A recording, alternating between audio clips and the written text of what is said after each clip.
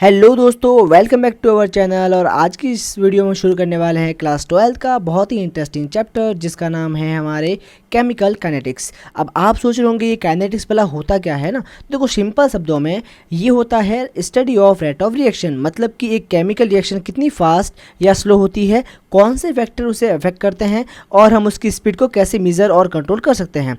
सोचो जरा, rusting of iron या फिर मेडिसिन जो हमारे बॉडी में काम करती है, सभी के पीछे केमिकल काइनेटिक्स ही होता है, ठीक है ना। अब इस वीडियो में हम लोग डिस्कस करेंगे इंपॉर्टेंट कंसेप्ट जो कि आपके एग्जाम में पूछते हैं, बोर्ड एग्जाम में, फॉर्मूलाज, ग्राफ्स, और साथ ही साथ हम करने वाले हैं प्रीवियस ईयर क्वेश्चन, जहां से आपका 70% पेपर जो है वो रिपीट होता है। इसीलिए इस वीडियो के अंदर आपको 100% चीज़ें मिल जाएगी, पूरा का पूरा चैप्टर भी मिल जाएगा, उसके एकदम बेस्ट नोट्स, और वो भी कंपाइल नोट्स, सिर्फ 20 पेज के नोट्स सारे आ जाएंगे, प्लस सारे के सारे PYQs भी इसके अंदर ऐड हो गए हैं, ताकि आपका जो है वो ये चैप्टर है वो होलिस्टिकली तैयार हो जाए, आपको यहाँ वहाँ के जो भटकने की जरूरत है वो ना पड़े, ठीक है ना। चल काइनेटिक्स। सो यहाँ पर इसका जो पार्ट नंबर 1 है वो मैंने ऑलरेडी डिस्कस कर लिया है, जो 45 मिनट्स के अंदर डिस्कस हो गया था। अगर आपने उस वीडियो को नहीं देखा है तो पहले उसको देख लो, एंड देन इसके बाद हम चालू करेंगे। देखो, उसके अंदर हमारा इंट्रो हो गया है, रेट ऑफ रिएक्शन हो गया है, factor influencing rate of chemical reaction, rate law हो गया है, ऑर्डर ऑफ रिएक्शन हो गया है, देन मॉलिक्यूलरिटी ऑफ रिएक्शन हो गया है, देन ये फर्स्ट से लेकर 6 टॉपिक तक हमारा सिलेबस ऑलरेडी हो गया है। नाउ इस वीडियो के अंदर हम बात करेंगे हम pseudo first order reaction, integrated equation, zero order reaction and first order reaction, then temperature dependency of rate of reactions, जिसके अंदर पढ़ेंगे activation energy and Arrhenius equation. उसके बाद पढ़ेंगे हम effects of catalyst on the rate of reaction, and last हम पढ़ेंगे collision theory of chemical reactions, ठीक है। नाउ इस पे बात करो, सबसे मोस्ट इंपॉर्टेंट टॉपिक जो है वो आपका है ये वाला 8 टॉपिक, ठीक है ना, जिसमें से लगभग बहुत सारे PYQ आ रखे हैं। सो चलिए स्टार्ट करते हैं हम लोग हमारा टॉपिक नंबर 7, जिसका नाम है आपके स्यूडो फर्स्ट ऑर्डर रिएक्शन, ठीक है। सो अब हम बात करेंगे स्यूडो फर्स्ट ऑर्डर रिएक्शंस की। सो अगर हम इस रिएक्शन की बात करें, सो देखो यहाँ पे क्या है, फर्स्ट ऑफ ऑल इसकी डेफिनेशन को एक बार देखो। The reaction which are not truly first order reaction but under certain conditions it become first order reaction, यानी कि ऐसी रिएक्शन जो एक्चुअल में फर्स्ट ऑर्डर रिएक्शन नहीं होती है, लेकिन कुछ कंडीशन के अंदर वो फर्स्ट ऑर्डर रिएक्शन की तरफ बिहेव करती है, उसे हम क्या बोलते हैं, pseudo first order reaction. Pseudo का मतलब क्या होता है, झूठा या इमेजनरी, समझ गए ना। सो ये उसका मतलब होता है are called as pseudo first order reactions. Now इसके एग्जाम्पल जो है वो काफ़ी इंपॉर्टेंट है। अब यहाँ से क्वेश्चन क्या रहेगा बताऊंगा, लेकिन एग्जाम्पल देखो पहले ना। सो इसका एग्जाम्पल है inversion of sugar, sorry inversion of cane sugar. So जब हम अपने कैन शुगर का इन्वर्जन करते हैं तो कैसे करेंगे, तो यहाँ पे देखो सुक्रोज है जिसको हम बोलते हैं शुगर, ठीक, कैन शुगर बोलते हैं। सो यहाँ पे सुक्रोज प्लस H2 जब मिलेगा एसिड की प्रेजेंस के अंदर, तो यहाँ पे ग्लूकोज बनेगा एंड फ्रुक्टोज बनेगा, ठीक है ना। नाउ अगर आप देखोगे इसका रेट लो, सो इसका रेट लो क्या हो जाएगा, KC12H22O11, ठीक है, एंड इसकी पावर क्या हो जाएगी आपकी 1। सो नाउ यहाँ पर ये सही है और ये वाला गलत है, यानी अब अपन क्या सोचेंगे कि रेट लॉ के अंदर तो वो सर दोनों रिएक्टेंट की कंसंट्रेशन यहाँ पे लिखनी चाहिए ना, लेकिन होना चाहिए ऐसा, लेकिन एक्चुअल में यहाँ पे होता है ऐसा नहीं है, होता क्या है, ये वाला होता है। सो आप देख रहे हो यहाँ पे ये फर्स्ट ऑर्डर रिएक्शन है ना, अगर ऐसा होगा तो ये हो जाएगी 1+2 ऑर्डर हो जाएगी, लेकिन यहाँ पे क्या है, फर्स्ट ऑर्डर ये रिएक्शन, तो इसी को बोलते हैं सूडो फर्स्ट ऑर्डर रिएक्शन। यानी एक्चुअल में ये होनी चाहिए, ये एक्चुअल में है तो सेकंड ऑर्डर रिएक्शन, लेकिन इसका बिहेवियर क्या है, फर्स्ट ऑर्डर रिएक्शन वाला है। सो आपको ये पता होना चाहिए। अब इसका रीजन क्या है, यहाँ पे H2 को काउंट क्यों नहीं कर रहे हैं वो मैं आपको आगे बताऊंगा, ठीक है। अब एक एग्जांपल और देखो, हाइड्रोलाइसिस ऑफ इथाइल एसीटेट। ना इसके अंदर क्या करते हैं हम लोग, इथाइल एसीटेट को वाटर के साथ मिक्स करेंगे in the presence of acid. So यहाँ पे हमारा एक बन जाएगा एसिटिक एसिड, दूसरा बन जाएगा आपका एथेनॉल, ठीक है ना। अगर आप इसका रेट लो लिखोगे, सो यहाँ पे क्या हो जाएगा, रेट बराबर इक्वल टू हो जाएगा आपका K ब्रैकेट CH3COO C2H5, ये आपका सही है। लेकिन अगर आप इसके पास H2 तो वो हो जाएगा गलत। ना गलत क्यों होगा वो आगे बता रहा हूँ, लेकिन यहाँ पे ये गलत है और ये वाला सही है, यानी कि एक्चुअल में तो 1 और 1 2 ऑर्डर सेकंड ऑर्डर रिएक्शन, लेकिन ये होती क्या एक्चुअल में, होनी चाहिए सेकंड ऑर्डर, लेकिन होती क्या आपकी फर्स्ट ऑर्डर रिएक्शन होती है ना। ये होता क्यों, उसका रीजन यहाँ पे है ना। So concentration of water does not alter during the course of reaction, so the reaction behave as first order reaction. ना यहाँ पे क्या होता है, देखो यहाँ पे जो वाटर है ना उसकी कंसंट्रेशन बहुत ज़्यादा होती है, सो थोड़ा सा चेंज होने से इस वाटर के कंसंट्रेशन में कुछ फर्क पड़ता नहीं है। अब जब वाटर की कंसंट्रेशन चेंज नहीं हो रही है तो इसकी रेट भी चेंज, मतलब इसकी रेट का भी इसके ऊपर कोई खास असर पड़ने वाला नहीं है, इसीलिए H2 की कंसंट्रेशन चेंज होने से रेट में कुछ खास फर्क पड़ता नहीं, इसलिए इसको हम यहाँ पे H2 को कंसिडर करते ही नहीं है, और इसके अंदर भी सेम सीन रहता है ना। अगर बात करेंगे यहाँ से क्वेश्चन कौन कौन से आ रखे हैं ना, तो देखो explain pseudo first order reaction, ठीक है, ये वाला आ रखा है एग्जाम के अंदर। सो आपको एक्सप्लेन करना है, प्लस यहाँ पर आपको एग्जाम्पल भी देना है हाइड्रोलाइसिस ऑफ एस्टर, यानी कि आपको सीधी बात है आपको ये वाला पूछा हुआ है ना, सो आपको ये एग्जाम्पल लिखना है और इसके अंदर आपको ये डेफिनेशन लिखनी है, ठीक है, सूडो फर्स्ट ऑर्डर रिएक्शंस की। ठीक है, नेक्स्ट बात करें हम लोग, inversion of cane sugar is which type of reactions, right reactions. So देखो यहाँ पे क्या बोला इसने, इन्वर्जन ऑफ शुगर कौन सा टाइप रिएक्शन, तो हम क्या बोलेंगे sir, inversion of cane sugar कौन सी आपकी, सूडो फर्स्ट ऑर्डर रिएक्शंस। तो वहाँ पे आपको सूडो फर्स्ट ऑर्डर की रिएक्शन की डेफिनेशन लिख के ये वाला एग्जाम्पल लिख लेना है।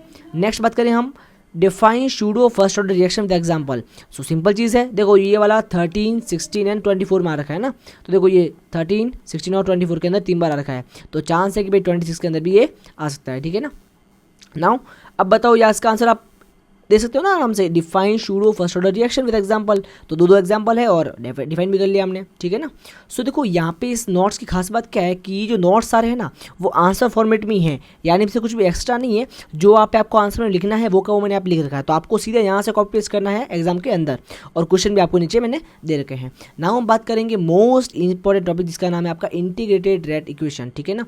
सो ये हम निकालेंगे, पहले निकालेंगे अपने जीरो ऑर्डर के लिए integrated rate equation, and then हम निकालेंगे अपने फर्स्ट ऑर्डर रिएक्शन के लिए भी इंटीग्रेटेड रेट इक्वेशंस, ठीक है।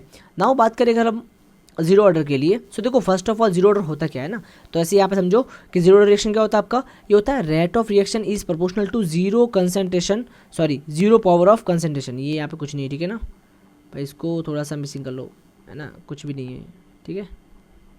चलो भाई, सो यहाँ पे क्या है, rate of reaction is directly proportional to zero power of concentration of a reactant, यानी कि इसके अंदर क्या होता है, जो आपका रेट ऑफ रिएक्शन होता है वो क्या होता है आपके इक्वल किसके होता है, आपके कंसंट्रेशन की पावर जीरो के, यानी रिएक्टेंट की कंसंट्रेशन की जो पावर हो क्या है, जीरो है यहाँ पे, ठीक है ना।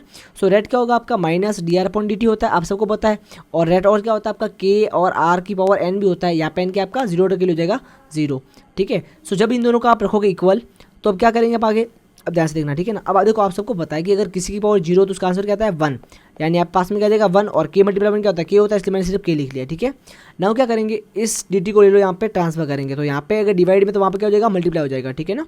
सो dr इज इक्वल टू, अब देखो इस माइनस को मैंने यहाँ पे ट्रांसफर कर दिया क्योंकि यहाँ पे हम इंटीग्रेशन करने वाले इसका, ठीक है ना। सो आप स्टेप फर्स्ट में क्या करेंगे, ये आपका है स्टेप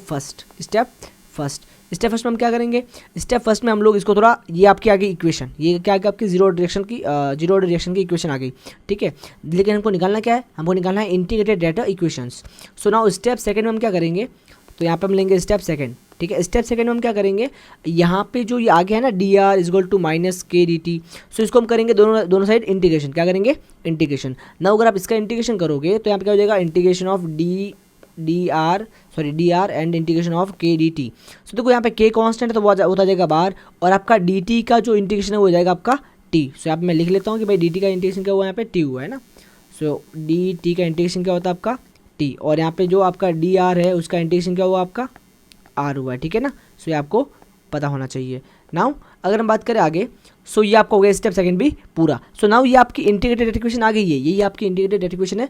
लेकिन यहाँ पे समस्या क्या है कि जब भी आप इंटीग्रेशन करते हो ना तो यहाँ पे पास में आई आ जाता है, ठीक है ना। समझ के आई क्या है, कांस्टेंट है। सो अब आई को यहाँ पे हटाना पड़ेगा, कैसे हटाएंगे, तो आई को हटाएंगे हम कुछ कंडीशन लेके। तो अपन स्टेप थर्ड में क्या करेंगे, स्टेप थर्ड के अंदर हम क्या करेंगे, हम बोलेंगे sir at t is equal to zero, यानी जब आपका टाइम जीरो था उस टाइम क्या था आपका जो रेट है, यानी ये जो आपका आर है, सॉरी है ना, कंसंट्रेशन ऑफ रिएक्टेंट क्या हो जाएगी आपकी इनिशियल कंसंट्रेशन के बराबर हो जाएगी, यानी आपका टी जीरो यानी जीरो टाइम पे आपका जो कंसंट्रेशन क्या हो जाएगी आपके इनिशियल कंसंट्रेशन के बराबर हो जाएगी। सो यहाँ पे पुट करो। सो अगर आप टी को यहाँ पे जीरो पुट करोगे और आर को यहाँ पे आर नॉट पुट करोगे, सो आपका ये इक्वेशन आ जाएगी इस तरह से, R not is equal to minus k, और टी क्या हो गया आपका जीरो, ठीक है, और आई का आई हो गया। नाउ के मल्टीप्लाई जीरो क्या होता है, जीरो होता है। सो यहाँ पे क्या बच गया, ओनली आई बच गया यहाँ पे। So R not is equal to क्या हो गया आई। अब ये स्टेप थर्ड हो गया। अब स्टेप फोर में क्या करेंगे, सिंपल सी बात है, तो अब आई की वैल्यू आपके पास में आ गई आर नॉट के बराबर। सो आप क्या करो, अब इस आई की वैल्यू जो है वो यहाँ पे पुट कर दो, ठीक है। सो यहाँ पे क्या हो जाएगा, R is equal to minus के T plus R not, this is the आपका जीरो ऑर्डर रिएक्शंस का इंटीग्रेटेड इक्वेशन, ठीक है ना।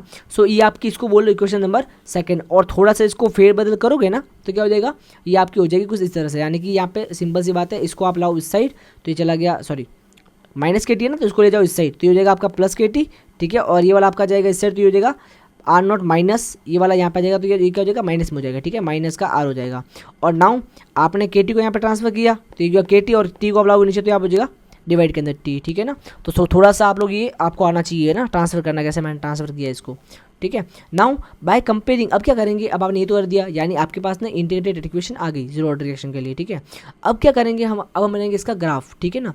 सो ग्राफ कैसे बनाते हैं, सिंपल सी बात है, जब भी आप ग्राफ बनाओगे तो आप इस इक्वेशन को कंपेयर कर लो आपके, तो क्या करेंगे, bye comparing equation second with straight line equation, तो हम लोग स्ट्रेट लाइन इक्वेशन से इसको कंपेयर कर लेंगे, ठीक है। सो करो, तो आपकी first of all straight line equation क्या होती है, ये होती है आपकी y equal to M X plus C होता है, ठीक है ना। अब देखो y क्या आपका सर, y हमारा क्या, देखो अब इसको कंपेयर करो यहाँ पे ना, सो इसको जस्ट इसके नीचे लिख लो, ठीक है। तो यहाँ पे y क्या हो गया आपका, y हो गया आपका r, m हो गया आपका माइनस के, x हो गया आपका t, c हो गया आपका r नॉट, ठीक है। अब इसको लाओ ग्राफ पे, अब देखो मैं आपको बता रहा हूँ स्ट्रेट लाइन का ग्राफ पता कैसे होता है, देखो इस तरह से होता है ना, मैं आपको जैसा आपको सिखा रहा हूँ, ठीक है, सिखाने के लिए बना रहा हूँ ये वाला, ठीक है। देखो यहाँ पे आपका होता है y, यहाँ पे होता है आपका x, और ये मान लो लाइन है, लाइन ऐसे जा रही है या फिर नीचे आ रही है, ठीक है ना, मान लो नीचे आ रही है लाइन, ठीक है ना। तो ये आपका हो जाएगा m, और ये आपका होता है कांस्टेंट, ठीक है, ये क्या आपका था कांस्टेंट होता है, ठीक है ना। इस तरह से आप लोग इसको पुट लो, तो यहाँ पे क्या आ जाएगा आपका, ये r आ जाएगा यहाँ पे, ठीक है, t आ जाएगा यहाँ पे, ठीक है, k आ जाएगा आपका स्लोप की तरफ, और ये आ जाएगा आपका, आ जाएगा c आ जाएगा यहाँ पे, समझ गए। सो यहाँ पे आपको पता होना चाहिए, ठीक है, ठीक है, इस तरह से आपका हो जाएगा। अब बताओ तो क्या हो जाएगा आपका, r आ जाएगा यहाँ पे, सॉरी यस r आ जाएगा यहाँ पे, t आ जाएगा आपका यहाँ पे, और देखो आपका स्लोप क्या है, सॉरी मैं स्लोप लिखना भूल गया क्या बेटा, ये आपका हो जाएगा माइनस के, क्या हो जाएगा आपका माइनस के, ठीक है ना। सो यहाँ पे आपका हो जाएगा स्लोप माइनस के हो जाएगा, ठीक है। सो देखो यहाँ पे आ गया ना, r आ गया सर ये, ठीक है, r कहाँ है सर, r आ गया मेरा यहाँ पे, ठीक है, t का आ गया सर, t आ गया मेरा यहाँ पे, ठीक है, के क्या आपका माइनस के क्या स्लोप है। अब देखो यहाँ पे ये माइनस के यहाँ पे लाइन पता नीचे क्यों आ रही है, देखो यहाँ पे जो के है वो क्या माइनस के अंदर, तो अगर स्लोप माइनस में होगी तो क्या होगा, लाइन नीचे आएगी, ठीक है, स्लोप प्लस होगी तो लाइन ऊपर जाएगी, ठीक है ना।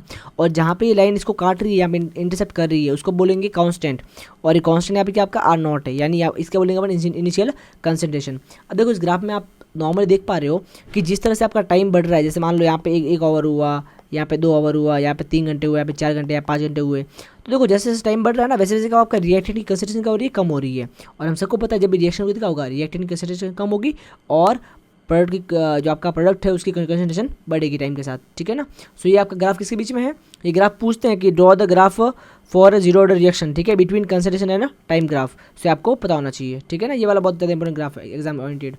नाउ नेक्स्ट बात करें हम लोग half life for zero order reaction. अब ये टॉपिक भी आपको यहाँ पे मैं साथ में कवर करवा रहा हूँ, half life for zero order reaction. ये टॉपिक काफ़ी बार एग्जाम में पूछा गया है, और यहाँ से काफ़ी सारे न्यूमेरिकल छोटे मोटे आते हैं, वो भी हम लोग कर लेंगे सॉल्व, ठीक है।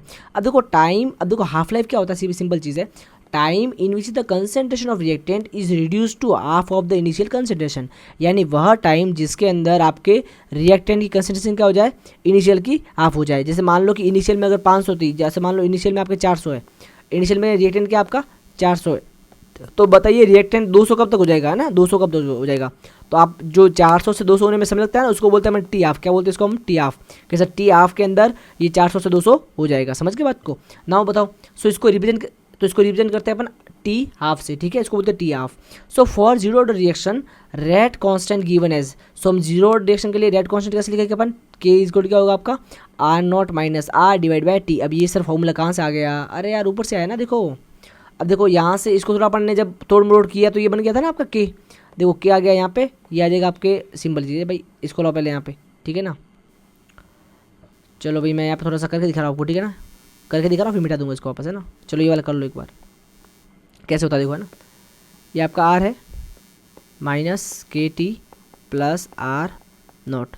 अब क्या करेंगे सर, कुछ नहीं करना है, बस यहाँ पे क्या करोगे माइनस के टी को, तो ये आ जाएगा आपका प्लस के टी हो जाएगा, ये इक्वल टू हो जाएगा आपका आर नॉट, और नाउ ये वाला जाएगा आपका इस साइड, तो ये हो जाएगा माइनस का आर हो जाएगा, ठीक है। और बताओ के क्या हो जाएगा आपका, सर ये हो जाएगा मेरा R naught minus R divide by t, तो ये आपका हो गया फॉर्मूला, ठीक है, डेट कांस्टेंट के लिए, समझ गए। इसी को मैंने यहाँ पर लिखा है, कोई चेंज नहीं किया है, ठीक है ना, बस इसी को मैंने लिखा है यहाँ पे, देख लो।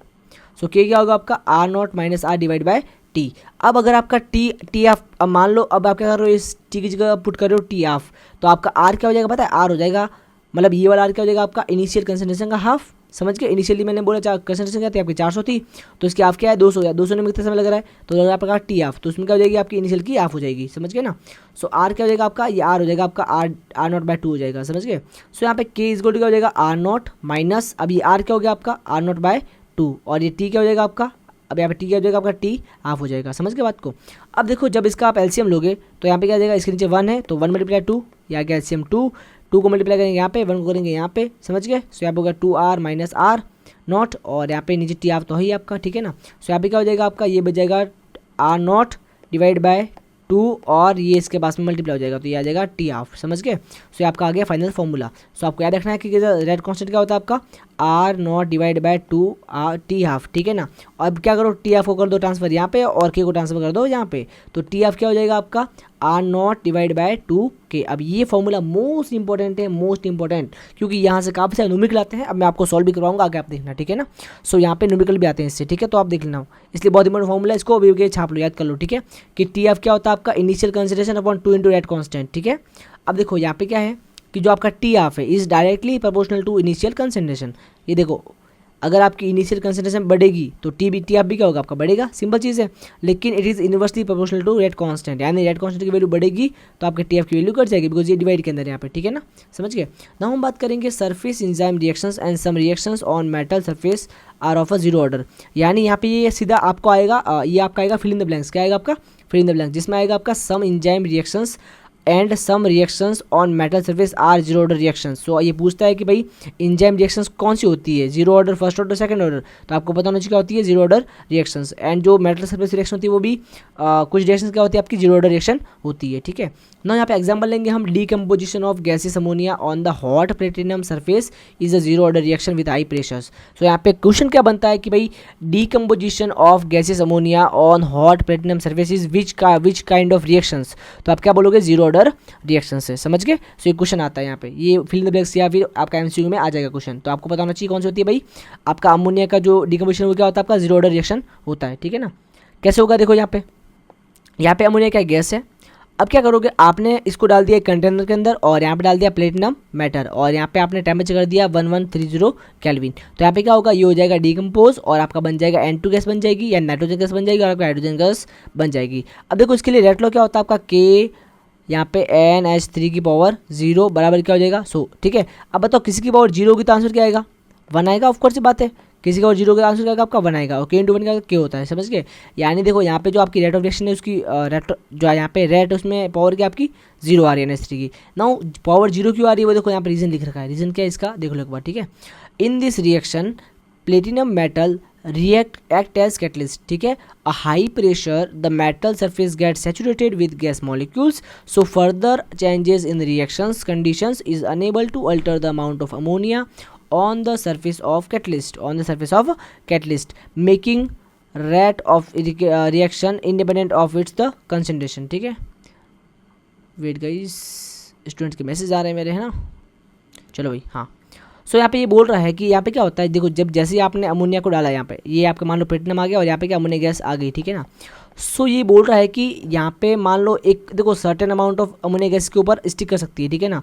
अब मान लो आपने क्या लिया, आपने एक नोटबुक लिया, उसको डाला बाल्टी के अंदर, तो आपको पता ना ये जो नोटबुक है वो एक फिक्स अमाउंट तक बिक सकती है। मतलब नोटबुक के अंदर एक बार पानी चिपक गया, उसके बाद में इसके ऊपर और कितना पानी चिपकाओ तो वो सेम ही रहेगा ना। तो ये बोल रहा है कि तो क्या बोल रहा है ये, platinum metal act as catalyst, चलो ठीक है। High pressure the metal surface get saturated, देखो ये मेन वर्ड है ना। तो यहाँ पे आपका जो मेटल सरफेस क्या हो रहा है वो आपका सैचुरेट हो जा रहा है, ठीक है ना। तो क्या बोलेंगे, मेटल सरफेस क्या हो रहा है, सैचुरेट हो रहा है विद गैस मॉलिक्यूल, कौन सी gas, ammonia gas. So further change in reaction condition is unable to alter the amount of ammonia. यानी अब अमोनिया आप कितना भी देखो, एक बार के लिए मान लो आपका जो सरफेस है, ये मान लो आपका जो है ये आपका मान लो सरफेस है, ठीक है। अब मान लो यहाँ पे ये अमोनिया बहुत सारा यहाँ पे इसके ऊपर स्टिक हो गया, ठीक है, और रिएक्शन कर रहा है। अब देखो एक बार के लिए मान लो ये पूरा का पूरा जो प्लेट है वो अमोनिया से भर गई है, ठीक है ना। अब इसके बाद भले आप कितना भी अमोनिया ऊपर से ऐड करो तो इसमें कोई फर्क पड़ने वाला नहीं है। यानी कि आपका जो रेट ऑफ रिएक्शन है वो यहाँ पे अमोनिया की कंसनट्रेशन के ऊपर डिपेंड नहीं कर रहा है बस। तो इसीलिए ये बोल रहा है कि यहाँ पे क्या होगा, आपका जो इसका पावर क्या हो जाएगी 0, यानी कि आपका जो रेट है वो सिर्फ आपका रेट है वो क्या कांस्टेंट के बराबर है, यानी अमोनिया के ऊपर डिपेंड ये नहीं कर रहा है, ठीक है ना। सेकंड एग्जाम्पल आपका है thermal decomposition of HI on gold surface, ठीक है। ये भी क्या होता है आपका जीरो ऑर्डर रिएक्शन होता है। तो आपको सिर्फ पता होना चाहिए कि thermal decomposition of HI on gold surface क्या होता है आपका, जीरो ऑर्डर रिएक्शन होता है, ठीक है ना। एग्जाम्पल क्या होगा इसका, अरे रिएक्शन क्या होगी आपकी 2HI, अब इसको हीट करोगे कहाँ पे, गोल्ड सरफेस के ऊपर, तो क्या हो जाएगा आपका H2 अलग हो जाएगा और आपका I2 अलग हो जाएगा, ठीक है ना। हाँ नाउ जस्ट वेट, मैं थोड़ा पानी पी के आता हूँ, जस्ट 1 मिनट का रेस्ट करेंगे हम लोग, ठीक है।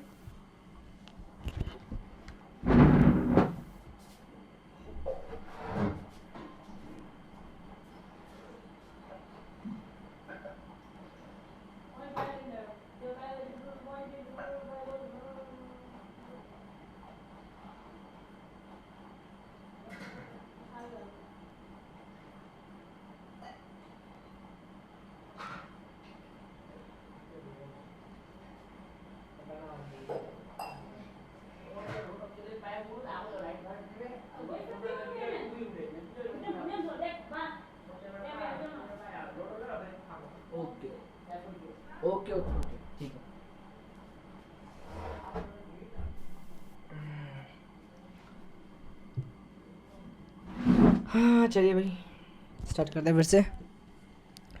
थोड़ी सी मेरे को डांट पड़ रही थी पापा की तरफ से कि थोड़ा रात को जल्दी सोया करो भैया ना। चलो भाई आज जल्दी सोएंगे, ठीक है, फटाफट लेक्चर खत्म करके। नाउ बात करेंगे हम लोग फर्स्ट ऑर्डर रिएक्शंस की। यहाँ पे क्या है, rate of reaction is proportional to first power of concentration of a reactant. यानी कि यहाँ पे क्या होता है, जो रेट ऑफ रिएक्शन वो क्या है आपके डायरेक्टली प्रोपोर्शनल इसके आपके first power of concentration of reactant, यानी फर्स्ट पावर के बराबर, यानी रेट क्या हो जाएगा आपके फर्स्ट पावर के बराबर, ठीक है ना।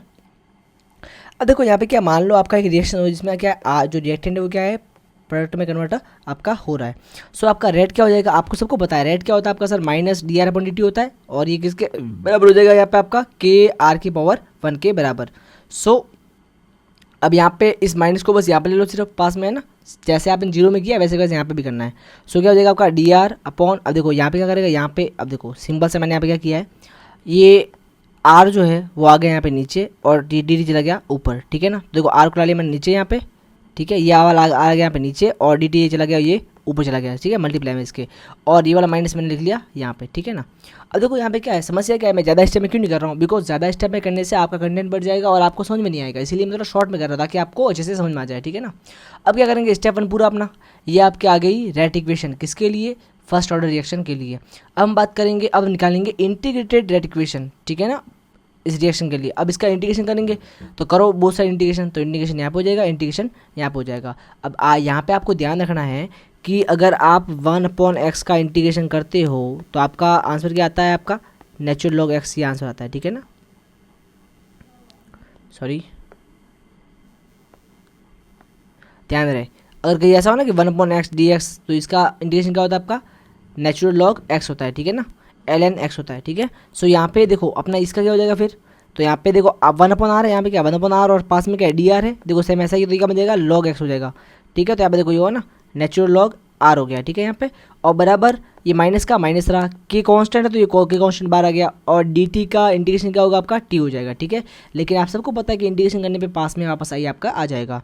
नाउ स्टेप 3 के अंदर क्या करेंगे हम लोग, स्टेप 3 के अंदर क्या करेंगे, ये स्टेप 2 था आपका, ठीक है, इंटीग्रेशन वाला स्टेप 2, ये आपका है स्टेप 2, सॉरी यस स्टेप 2 था। नाउ ये आपका है स्टेप 3, इसमें क्या करेंगे अपन, अब क्या करेंगे यहाँ पे देखो at t is equal to 0, यानी जब आपका टाइम 0 था उस टाइम क्या था आपका आर जो क्या है इनिशियल कंसंट्रेशन के बराबर था, आर नोट क्या होता है इनिशियल कंसंट्रेशन, ठीक है ना।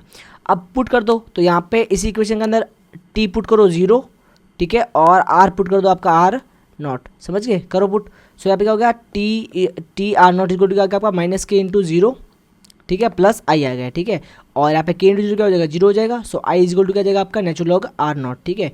So now put the value of I in equation 3। अब करेंगे स्टेप 4, यहाँ आपके आई की वैल्यू आ गई। अब क्या करेंगे स्टेप 4 के अंदर, स्टेप 4 में क्या करेंगे आप सर, स्टेप 4 में हम लोग यहाँ पे आई की वैल्यू पुट कर देंगे, कहाँ पे सर, आई की वैल्यू यहाँ पे पुट कर देंगे इसको, ठीक है, समझ गए। सो लिख लो यहाँ पे नेचुरल लॉग आर। अब देखो अगर आप देख रहे हो ना, ये आपके है फर्स्ट ऑर्डर की इंटीग्रेटेड इक्वेशन, और देखो क्या है नेचुरल लॉग आर माइनस के T plus natural log R not, और अब देखो 0 ऑर्डर की रिएक्शन है ना, अब देखो 0 ऑर्डर वाली ये क्या है, आर बराबर माइनस के टी प्लस आर नॉट, यानी फ़र्क क्या दोनों में, देखो एक बार कुछ फ़र्क नहीं है, बस अगर आप यहाँ पे लॉग लगा दोगे दोनों तरफ तो आपकी क्या बन जाएगी, ये बन जाएगी आपके फर्स्ट ऑर्डर की, और अगर लॉग हटा दोगे तो बन जाएगी ये 0 ऑर्डर की, समझ गए, इतने ही फ़र्क है दोनों में, और कुछ फ़र्क नहीं है, ठीक है, तो हमको पता होना चाहिए। नाउ हम बात करेंगे आगे। अब देखो ये तो आपकी आ गई integrated equation for first order reactions. Now थोड़ा इसको तोड़ मोड़ के कुछ और भी करेंगे, ठीक है, साथ में। सो यहाँ पे क्या करेंगे के टी, देखो कुछ नहीं किया मैंने, इसको ला लिया यहाँ पे इस साइड, ठीक है ना, इसको ला लिया इस साइड, इसको भेजूंगा मैं वहाँ पे। तो देखो ये क्या हो गया के टी, ये माइनस का हो गया यहाँ पे प्लस, ठीक है, और इसको भेज दिया मैंने वहाँ पे तो ये हो गया माइनस, ठीक है। अब देखो जब भी यहाँ पे आपको एक और प्रॉपर्टी याद करनी है कि आपका अगर ऐसा लिखा हो ना कहीं पे, ध्यान रहे भाई, थोड़ा सा थोड़ी सी इसको बोल्ड कर दें ना, थिकनेस बढ़ाते हैं इसकी, ठीक है, ज़्यादा हो गया ना, जस्ट बेटा जल्दी हो जाए भाई, चलो हाँ जी। अगर आपका ऐसा हो कि log a minus log b हो कभी, तो वो क्या हो जाता है आपका, वो आपका log a अपॉन b हो जाता है, ठीक है। सो ये आपको पता होना चाहिए, ये वाला आपको पता होना चाहिए, बस ये सेम रूल यहाँ पे अप्लाई हो रहा है, यहाँ पे कहाँ पे, यहाँ पे हो रहा है अप्लाई, कैसे, देखो यहाँ पे क्या है log r naught minus log r, तो ये क्या हो जाएगा आपका log R naught divide by R हो जाएगा। समझ गए, ये लॉग की प्रॉपर्टी है कि अगर दो लोग का आप माइनस करोगे तो वो डिवाइड में उसकी वैल्यू हो जाती है। ठीक है ना। अब क्या करेंगे सर, कुछ नहीं करेंगे, बस एक छोटा सा काम करेंगे। इस के को भाई साहब नहीं, इस टी को ला लो एक बार नीचे, कहाँ पे, इसके यहाँ पे आ जाएगा, तो 1/t आ जाएगा, तो ये आ गया 1/t, और ये सेम का सेम यहाँ पे पड़ा हुआ बेचारा। ठीक है ना। और यहाँ पे अगर इसको आप खोलोगे, अब देखो आप एक और चीज़ ध्यान दो, आप बोलोगे सर कितना बता रहे हो ना, यहाँ पे बताना जरूरी भाई। देखो आपका लॉग बराबर क्या होता है 2.303 लॉग। ठीक है, ये आपका होता है नेचुरल लॉग, ये आपका था, ये आपका होता है नेचुरल लॉग, और ये आपका होता है इसको बोलते हैं 10 लॉग। ठीक है, बेस 10 लॉग, समझ गए, ध्यान रखना। वैसे ये मैथ्स वालों को ज़्यादा समझ में आएगा, लेकिन आपको समझ में नहीं आएगा तो छोड़ो इसको, है ना, बस ध्यान रखो। आपका ln क्या होता है, आपका 2.303 लॉग के बराबर होता है। तो मैंने यहाँ पे कुछ नहीं किया है, जस्ट इस ln को लिख लिया 2.303 ln, सॉरी यहाँ पे गड़बड़ कर दी मैंने भैया ना थोड़ी सी, फिर ये लॉग हो जाएगा ना, जस्ट बेटा ये आपका हो जाएगा लॉग, यहाँ पे क्या हो जाएगा आपका लॉग हो जाएगा। ठीक है ना। सो ये आपको पता होना चाहिए। नाउ बात करें आगे, और एक तरह से अब देखो इसको और आप तोड़ मोड़ सकते हो। कैसे भाई, कुछ मत करो, यहाँ पे ये वाली वैल्यू इसको लाओ नीचे लाओ, और इस टी को भेज दो ऊपर। सो देखो ये टी आ गया ऊपर, तो ये आ गया के टी, और ये आपका आ जाएगा नीचे, समझ गए, इसके पास, तो ये आ गया नीचे। ये क्या हो जाएगा आपका लॉग, सॉरी यहाँ पे मैंने थोड़ी सी वापस गड़बड़ कर दी भाई, ये आपके लॉग के बराबर। ठीक है ना, log R naught divide by R equal to k 2.303 into T. ठीक है ना। अब क्या करेंगे, अब बनाएंगे ग्राफ। अब देखो आप लोग सोच रहे यार ये क्या स्टफ है ना, इतना सारा दे दिया सर ने हमको, भाई ज़्यादा कुछ नहीं है, बता रहा हूँ मैं आगे ना, सुन लो एक बार अच्छे से। देखो यहाँ पे कुछ नहीं है, एक तो ग्राफ बनाएंगे अपन इसका, ठीक है, और एक ग्राफ बनाएंगे अपन इसका, दो चीज़ का ग्राफ हम लोग को बनाना है। ठीक है ना, सॉरी इसका नहीं, एक ग्राफ बनाएंगे अपन इसका, और एक बनाएंगे अपन इसका ग्राफ। ठीक है ना, इसका ग्राफ और इसका ग्राफ। चल देखे ग्राफ देखेंगे, ग्राफ का कहीं कह रहे, हाँ है, दोनों ग्राफ है। ठीक है ना। सो इसको मैं बोल रहा हूँ इक्वेशन नंबर 2 और 3 का गई भाई, हाँ, और इसको बोल रहा हूँ मैं इक्वेशन नंबर 3। ठीक है।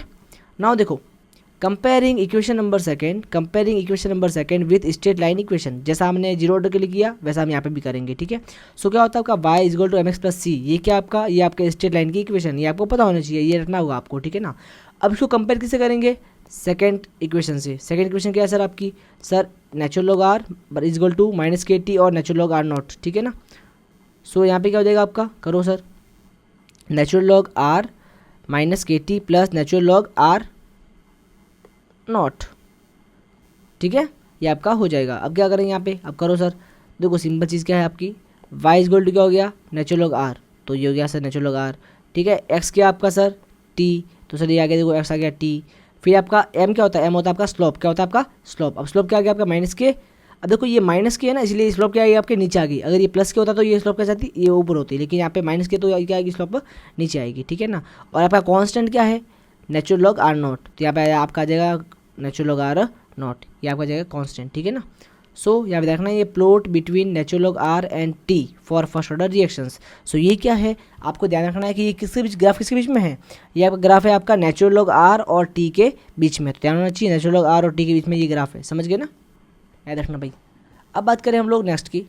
सो by comparing equation 3 with straight line equation, so y is equal to क्या आपके mx प्लस सी। अब देखो यहाँ पे अब कौन सी इक्वेशन आपकी, अब लेंगे अपन ये वाली इक्वेशन। ठीक है, इसको ले लो, यहाँ पे सेम इक्वेशन है। अब देखो यहाँ पे आप क्या बोलोगे सर, सिंपल चीज़ है ना, यहाँ पे y क्या हो जाएगा आपका, y हो जाएगा आपका ये वाला, m क्या हो जाएगा आपका सर 2.303 डिवाइड बाई k, और x क्या हो जाएगा आपका t का t। और देखो यहाँ पे इसके पास में कुछ भी नहीं है ना, ध्यान से देखो यहाँ पे इसके पास में यहाँ पे कुछ भी प्लस में है ही नहीं, इसका मतलब क्या जीरो है, तो मैंने क्या लिख लिया, प्लस में लिख लिया जीरो, यानी कांस्टेंट क्या आपका यहाँ पे जीरो है। ठीक है, अब लिख लो फॉरवर्ड वैल्यू आप लोगों ने किया ना। सो ये आपका आ गया ग्राफ। ठीक है सर, अब क्या करेंगे सर, y क्या है मेरा, सर y है natural log R naught divide by R, तो सर यहाँ पे आ गया y आ गया, ये आता है y, ये आपका आता है x, ये आपका होता है m, और यहाँ पे क्या आ जाएगा आपका c आ जाएगा। ठीक है, यहाँ पे देखो ये c ऊपर है, यहाँ पे c नीचे है। ठीक है ना, q बताऊँगा। ठीक है, अब देखो m क्या आपका सर, m है 2.303 डिवाइड बाई k, ये आ गया। लेकिन पता है ये अब इस पर लाइन ऊपर क्यों है, देखो यहाँ पे लाइन जो है वो नीचे आ रही है, लेकिन यहाँ पे लाइन क्या ऊपर जा रही है, रीज़न क्या है, बिकॉज यहाँ पे ये स्लॉप माइनस के अंदर इसलिए नीचे आ रही है, यहाँ पे स्लॉप प्लस के अंदर इसलिए ऊपर जा रही है। ठीक है ना, तो ये आपको पता होना चाहिए। Wait just a minute. ठीक है, यहाँ पे उल्टा उल्टा हो गया, एक बार देख लूँगा मैं। ठीक है ना, चेक कर लूँगा इसको एक बार, जस्ट ए मिनट, मैं चेक करता हूँ बुक से, है ना। आप मत देखो यार, है ना, मैं देख लूँगा भाई। आंखें बंद कर लो, चलो फटाफट इसको कर दो, इसको मैं चेक कर लूँगा भाई कहाँ गड़बड़ है। ये गड़बड़ तो वैसे कुछ खास नहीं है।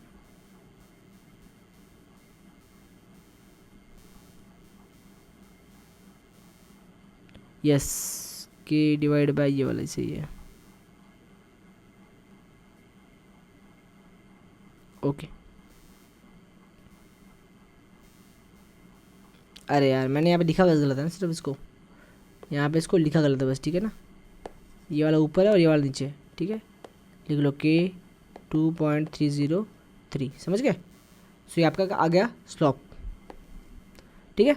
सो यहाँ पे क्या हो जाएगा, के डिवाइड बाय 2.303 स्लोप है आपकी, ठीक है। ये आपका हो रहा है ऊपर, और कांस्टेंट क्या से 0 है। तो देखो आपको सबको पता है यहाँ पे क्या होता है, 0 तो होता है ये पॉइंट, तो ये आपका क्या कांस्टेंट, ठीक है, 0। सो ये ग्राफ ये आपका ग्राफ बन गया plot between log R naught divide by R and T for first order reaction. अब ये क्वेश्चन एग्जाम आया हुआ है कि natural log R naught divide by R और टी के बीच में ग्राफ बनाओ। तो कुछ नहीं करना है, बस ये इक्वेशन लिखो, ये इक्वेशन लिखो और ये ग्राफ बना दो और ये आपका काम हो गया, समझ गए ना। सिंपल चीज़, और कुछ भी नहीं करना आपको, समझ गए ना। और आपको बोल दे कि नेचुरल लॉग आर और टी के बीच में बनाओ, तो ये ग्राफ बनाना आपको ये वाला, दोनों एग्जाम के लिए इंपॉर्टेंट है, एग्जाम में वो पूछते हैं, तो आपको पता होना चाहिए।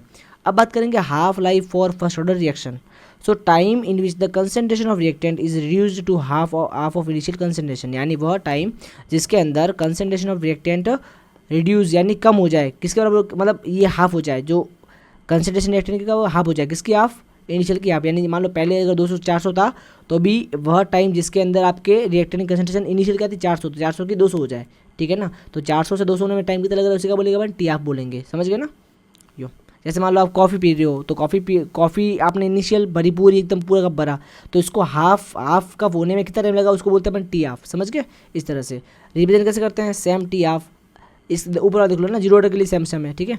Now for first order reactions rate constant given as क्या है भाई, K is equal to 2.303 divide by 2 log R naught divide by R. ये कहाँ से आया सर, ये सर आया यहाँ से, ये आ गया यहाँ से, ठीक है। तो बिना फालतू कुछ लिखा नहीं मैंने, सब काम का चीज़ है, ठीक है ना, लिखा वो सब काम का है।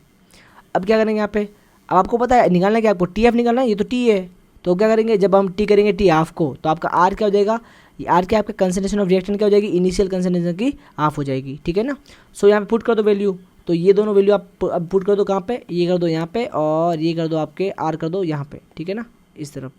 तो करो भाई, तो के 2.303 और टी क्या हो जाएगा, टी हो जाएगा टी हाफ, ठीक है।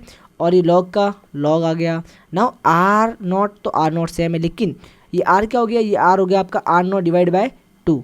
तो देखो अगर आप यहाँ पे ऐसे करोगे ना, देखो यहाँ पे ऐसे बन जाएगा R naught divide by R naught divide by 2, तो ये 2 चला जाएगा ऊपर मल्टीप्लाई में, समझ गए। तो यहाँ पे क्या हो जाएगा, ये 2 हो जाएगा यहाँ पे, तो आपको ये पता होना चाहिए, ठीक है। नाउ ठीक है, नाउ हम बात करेंगे यहाँ पे चलो भाई, तो यहाँ क्या होगा आपका log R naught divide by R naught. अरे यार सिली मिस्टेक ज़्यादा हो रही है मेरी, है ना, सॉरी गाइस, ये आपको थोड़ा बीच बीच में सिली मिस्टेक बता रहा हूँ, इसके लिए खेद है मेरे को, है ना, क्षमा कर दीजिएगा मेरे को। हम भी कोई बड़े इंसान नहीं हैं, आप जैसे स्टूडेंट रह चुके हैं, ठीक है ना, आपसे 5 साल बड़े होंगे और ज़्यादा नहीं, कुछ 2-3 साल नहीं, 3-4 साल, ठीक है। चलो भाई ओके, नाउ आर नॉट से आर नॉट हो जाएगा कैंसिल, क्या बचेगा, ओनली 2 बच जाएगा। सो के 2.303 divide by T half log 2 बच गया, ये तो कट गया भाई, ठीक है। नाउ लॉग 2 का वैल्यू क्या होता है, तो log 2 का वैल्यू आपका होता है 0.301। नाउ अगर आप 2.303 मल्टीप्लाई 0.301 करोगे, तो यहाँ पे हो जाएगा आपका 0.693 डिवाइड बाय के। सो ये आप क्या होता है, ये आपका होता है टी हाफ किसके लिए, फर्स्ट ऑर्डर रिएक्शन के लिए, और ये आपका है टी हाफ, और ये आपका है टी हाफ किसके लिए, जीरो ऑर्डर रिएक्शन के लिए, और ये किसके लिए आपका, ये आपका है फर्स्ट ऑर्डर रिएक्शन के लिए, तो ये आपको पता होना चाहिए, ठीक है ना। तो लिखना फॉर फर्स्ट ऑर्डर रिएक्शन। अब देखो यहाँ पे क्या है, आप देख रहे हो ना, क्या यहाँ पे इनिशियल कंसंट्रेशन है क्या, नहीं ना। देखो मैं आपको लिख के बता रहा हूँ, एक मिनट, वहाँ पे क्या था रे, हाँ आर नॉट डिवाइड बाय 2 के, ये आपके किसके लिए होता है, ये आपका है जीरो ऑर्डर के लिए, कौन सी है भाई, एक मिनट ना, जीरो ऑर्डर रिएक्शंस, और ये किसके लिए, आपके फर्स्ट ऑर्डर रिएक्शन के लिए, ठीक है ना। दोनों में डिफरेंस क्या बताना मेरे को, दोनों में डिफरेंस सर ये है कि सर ये आर जो है ना, ये आर नॉट, सॉरी ये R half, sorry T half time हो क्या है आपके यहाँ पे इनिशियल कंसंट्रेशन से डायरेक्टली प्रोपोर्शनल, यानी कि आपका इनिशियल कंसंट्रेशन बढ़ेगा तो आपका टी ऑफ भी बढ़ेगा। लेकिन देखो यहाँ पे इनिशियल कंसंट्रेशन है ही नहीं फॉर्मूले के अंदर, यानी क्या है आपका जो टी ऑफ है वो इनिशियल कंसंट्रेशन के ऊपर डिपेंड कर ही नहीं रहा है। तो देखो यहाँ पे लिख लिया ना, for the first order reactions half life is independent of initial concentration of reactant. इसको थोड़ा ऊपर कर लेते हैं भाई, यहाँ क्या हो जाएगा आपका, so first order reaction half life is independent of initial concentration of reactant R naught, ये आर नॉट, ठीक है यहाँ पे, ये यहाँ पे हो जाएगा नीचे आर नॉट हो जाएगा, ठीक है, ध्यान रहे। तो ये आपको पता होना चाहिए, समझ गए बात को। तो यहाँ पे याद रखना है कि आपका जो जीरो ऑर्डर के लिए जो टी ऑफ है वो इस कंसंट्रेशन के ऊपर डिपेंड करता है, लेकिन आपका फर्स्ट ऑर्डर के लिए जो टी ऑफ है वो यहाँ पे अपने रिएक्टेंट की इनिशियल कंसंट्रेशन के ऊपर डिपेंड नहीं करता, यानी क्या होता है, इंडिपेंडेंट होता है। समझ गए बात को, बस ध्यान रखना है। अब इसका एग्जाम्पल क्या है सर, एग्जाम्पल बताओ ना, आपने इतनी थोड़ी बता दी मेरे को। एग्जाम्पल सिंपल है, hydrogenation of ethane is example of first order reactions. Now hydrogenation मतलब क्या होता है, हाइड्रोजनेशन मतलब होता है हाइड्रोजन को ऐड करना। सो यहाँ पे क्या हो जाएगा, एथेन सॉरी एथीन, एथीन क्या होता है आपका, देखो सिंपल ही होता है ना, CH2 डबल बॉन्ड CH2। अब इसमें आप H2 जोड़ोगे तो क्या होगा, ये वाला बॉन्ड टूट जाएगा और क्या बन जाएगा, आपके दो नए बॉन्ड बन जाएंगे, तो यहाँ पे आ जाएगा H, यहाँ पे भी आ जाएगा H, तो ये क्या बन जाएगा आपका CH, यहाँ पे ये बन जाएगा आपका CH3CH3, जिसको बोलेंगे अपन C2H6 बोलेंगे, ठीक है ना। तो ये आपको पता होना चाहिए। जस्ट वेट, थोड़ा इसको रिमूव कर लेता हूँ क्योंकि ये बीच में शोभा नहीं दे रहा है ना। हो जा भाई, मिर्जा सिमसिम हो गया, चलो। सो अब बताओ इसकी, उड़ जा अबे जाना, चलो भाई। हाँ अब क्या होगा आपका, अरे यार जी यस, ये आपका क्या एथीन है आपका, जब इसमें आप हाइड्रोजन जोड़ोगे तो क्या हो जाएगा आपका, ये बन जाएगा आपका एथेन, क्या बन जाएगा, एथेन बन जाएगा, ठीक है। अब बताओ इसकी रेट का फॉर्मूला क्या होगा, तो ये आपका हो जाएगा K देन ब्रैकेट C2H4, ठीक है। यहाँ पे हाइड्रोजन अपन यहाँ पे कंसिडर नहीं करेंगे, तो ये आपका बताओ इसका ऑर्डर ऑफ रिएक्शन क्या आपका फर्स्ट है, तो बस इसको बोलेंगे अपन फर्स्ट ऑर्डर रिएक्शन, ठीक है। नाउ देखो एक बार ध्यान से, क्वेश्चन क्या हुआ आपका, अच्छा एग्जाम्पल ये फर्स्ट हो गया। अब आपका है सेकंड एग्जाम्पल, ये वाला पढ़ूंगा, रुक जाओ एक बार पहले ये पढ़ो। अब सेकंड एग्जाम्पल क्या बोल रहा है आपका, all the natural and artificial radioactive decay of beta of unstable, ये अन है, ठीक है ना, एक minute, of unstable nuclei take place by first order reactions.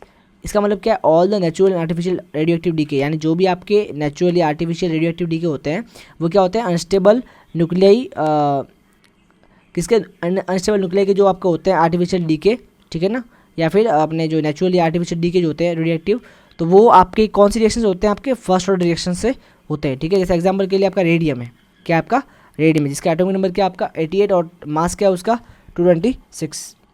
Now जब ये आपका डीके होगा या फिर ये जब टूटेगा ना, डीकम्पोज टूटेगा, तो ये क्या बनेगा, ये एक तो बनेगा हीलियम एटम बनेगा और एक बनेगा रेडोन एटम, ठीक है ना। जैसे आपका हीलियम 2 हो गया और आपका रेडोन बन जाएगा 86। अब देखो जोड़ो इसको, 2 + 86 क्या होता है आपका 88 होता है, और आपका 4 + 2 क्या होता है आपका 226 होता है, ठीक है ना। अब बताओ इसका रेट क्या होगा, तो आपने पढ़ा रेट लो क्या होता है, रेट लो क्या होता है आपका K × कंसंट्रेशन ऑफ रिएक्टेंट। तो देखो ये रेडियम क्या है, कंसंट्रेशन अपना रेडियम है, अरे सो रेडियम क्या आपका रिएक्टेंट है, तो क्या लिखेंगे अपन कंसंट्रेशन ऑफ रेडियम, और इसके बाद क्या आ जाएगी 1, तो ये भी क्या आपका फर्स्ट ऑर्डर रिएक्शन है। 1 लिखा हुआ मतलब क्या फर्स्ट ऑर्डर रिएक्शन आपकी, समझ गए बात को, इस तरह से। ना यहाँ पे क्वेश्चन क्या है, देखो क्वेश्चन बोर्ड ने क्या पूछा है, बोर्ड ने क्वेश्चन पूछा है, आरबीएससी बोर्ड ने क्वेश्चन पूछा है कि write order of reactions of natural and artificial nuclear decay. अब इसने क्या बोला कि जो नेचुरल और आर्टिफिशियल रेडियोएक्टिव डीके होते हैं वो कौन सी ऑर्डर रिएक्शन है, वो कौन सी ऑर्डर रिएक्शन होती है, तो कौन सी होती है आपकी फर्स्ट ऑर्डर रिएक्शन होती है। देखो कितना क्वेश्चन पूछा इसने, है ना, समझ गए। सो आरबीएससी बोर्ड में बहुत ईजी क्वेश्चन आते हैं, समझ गए।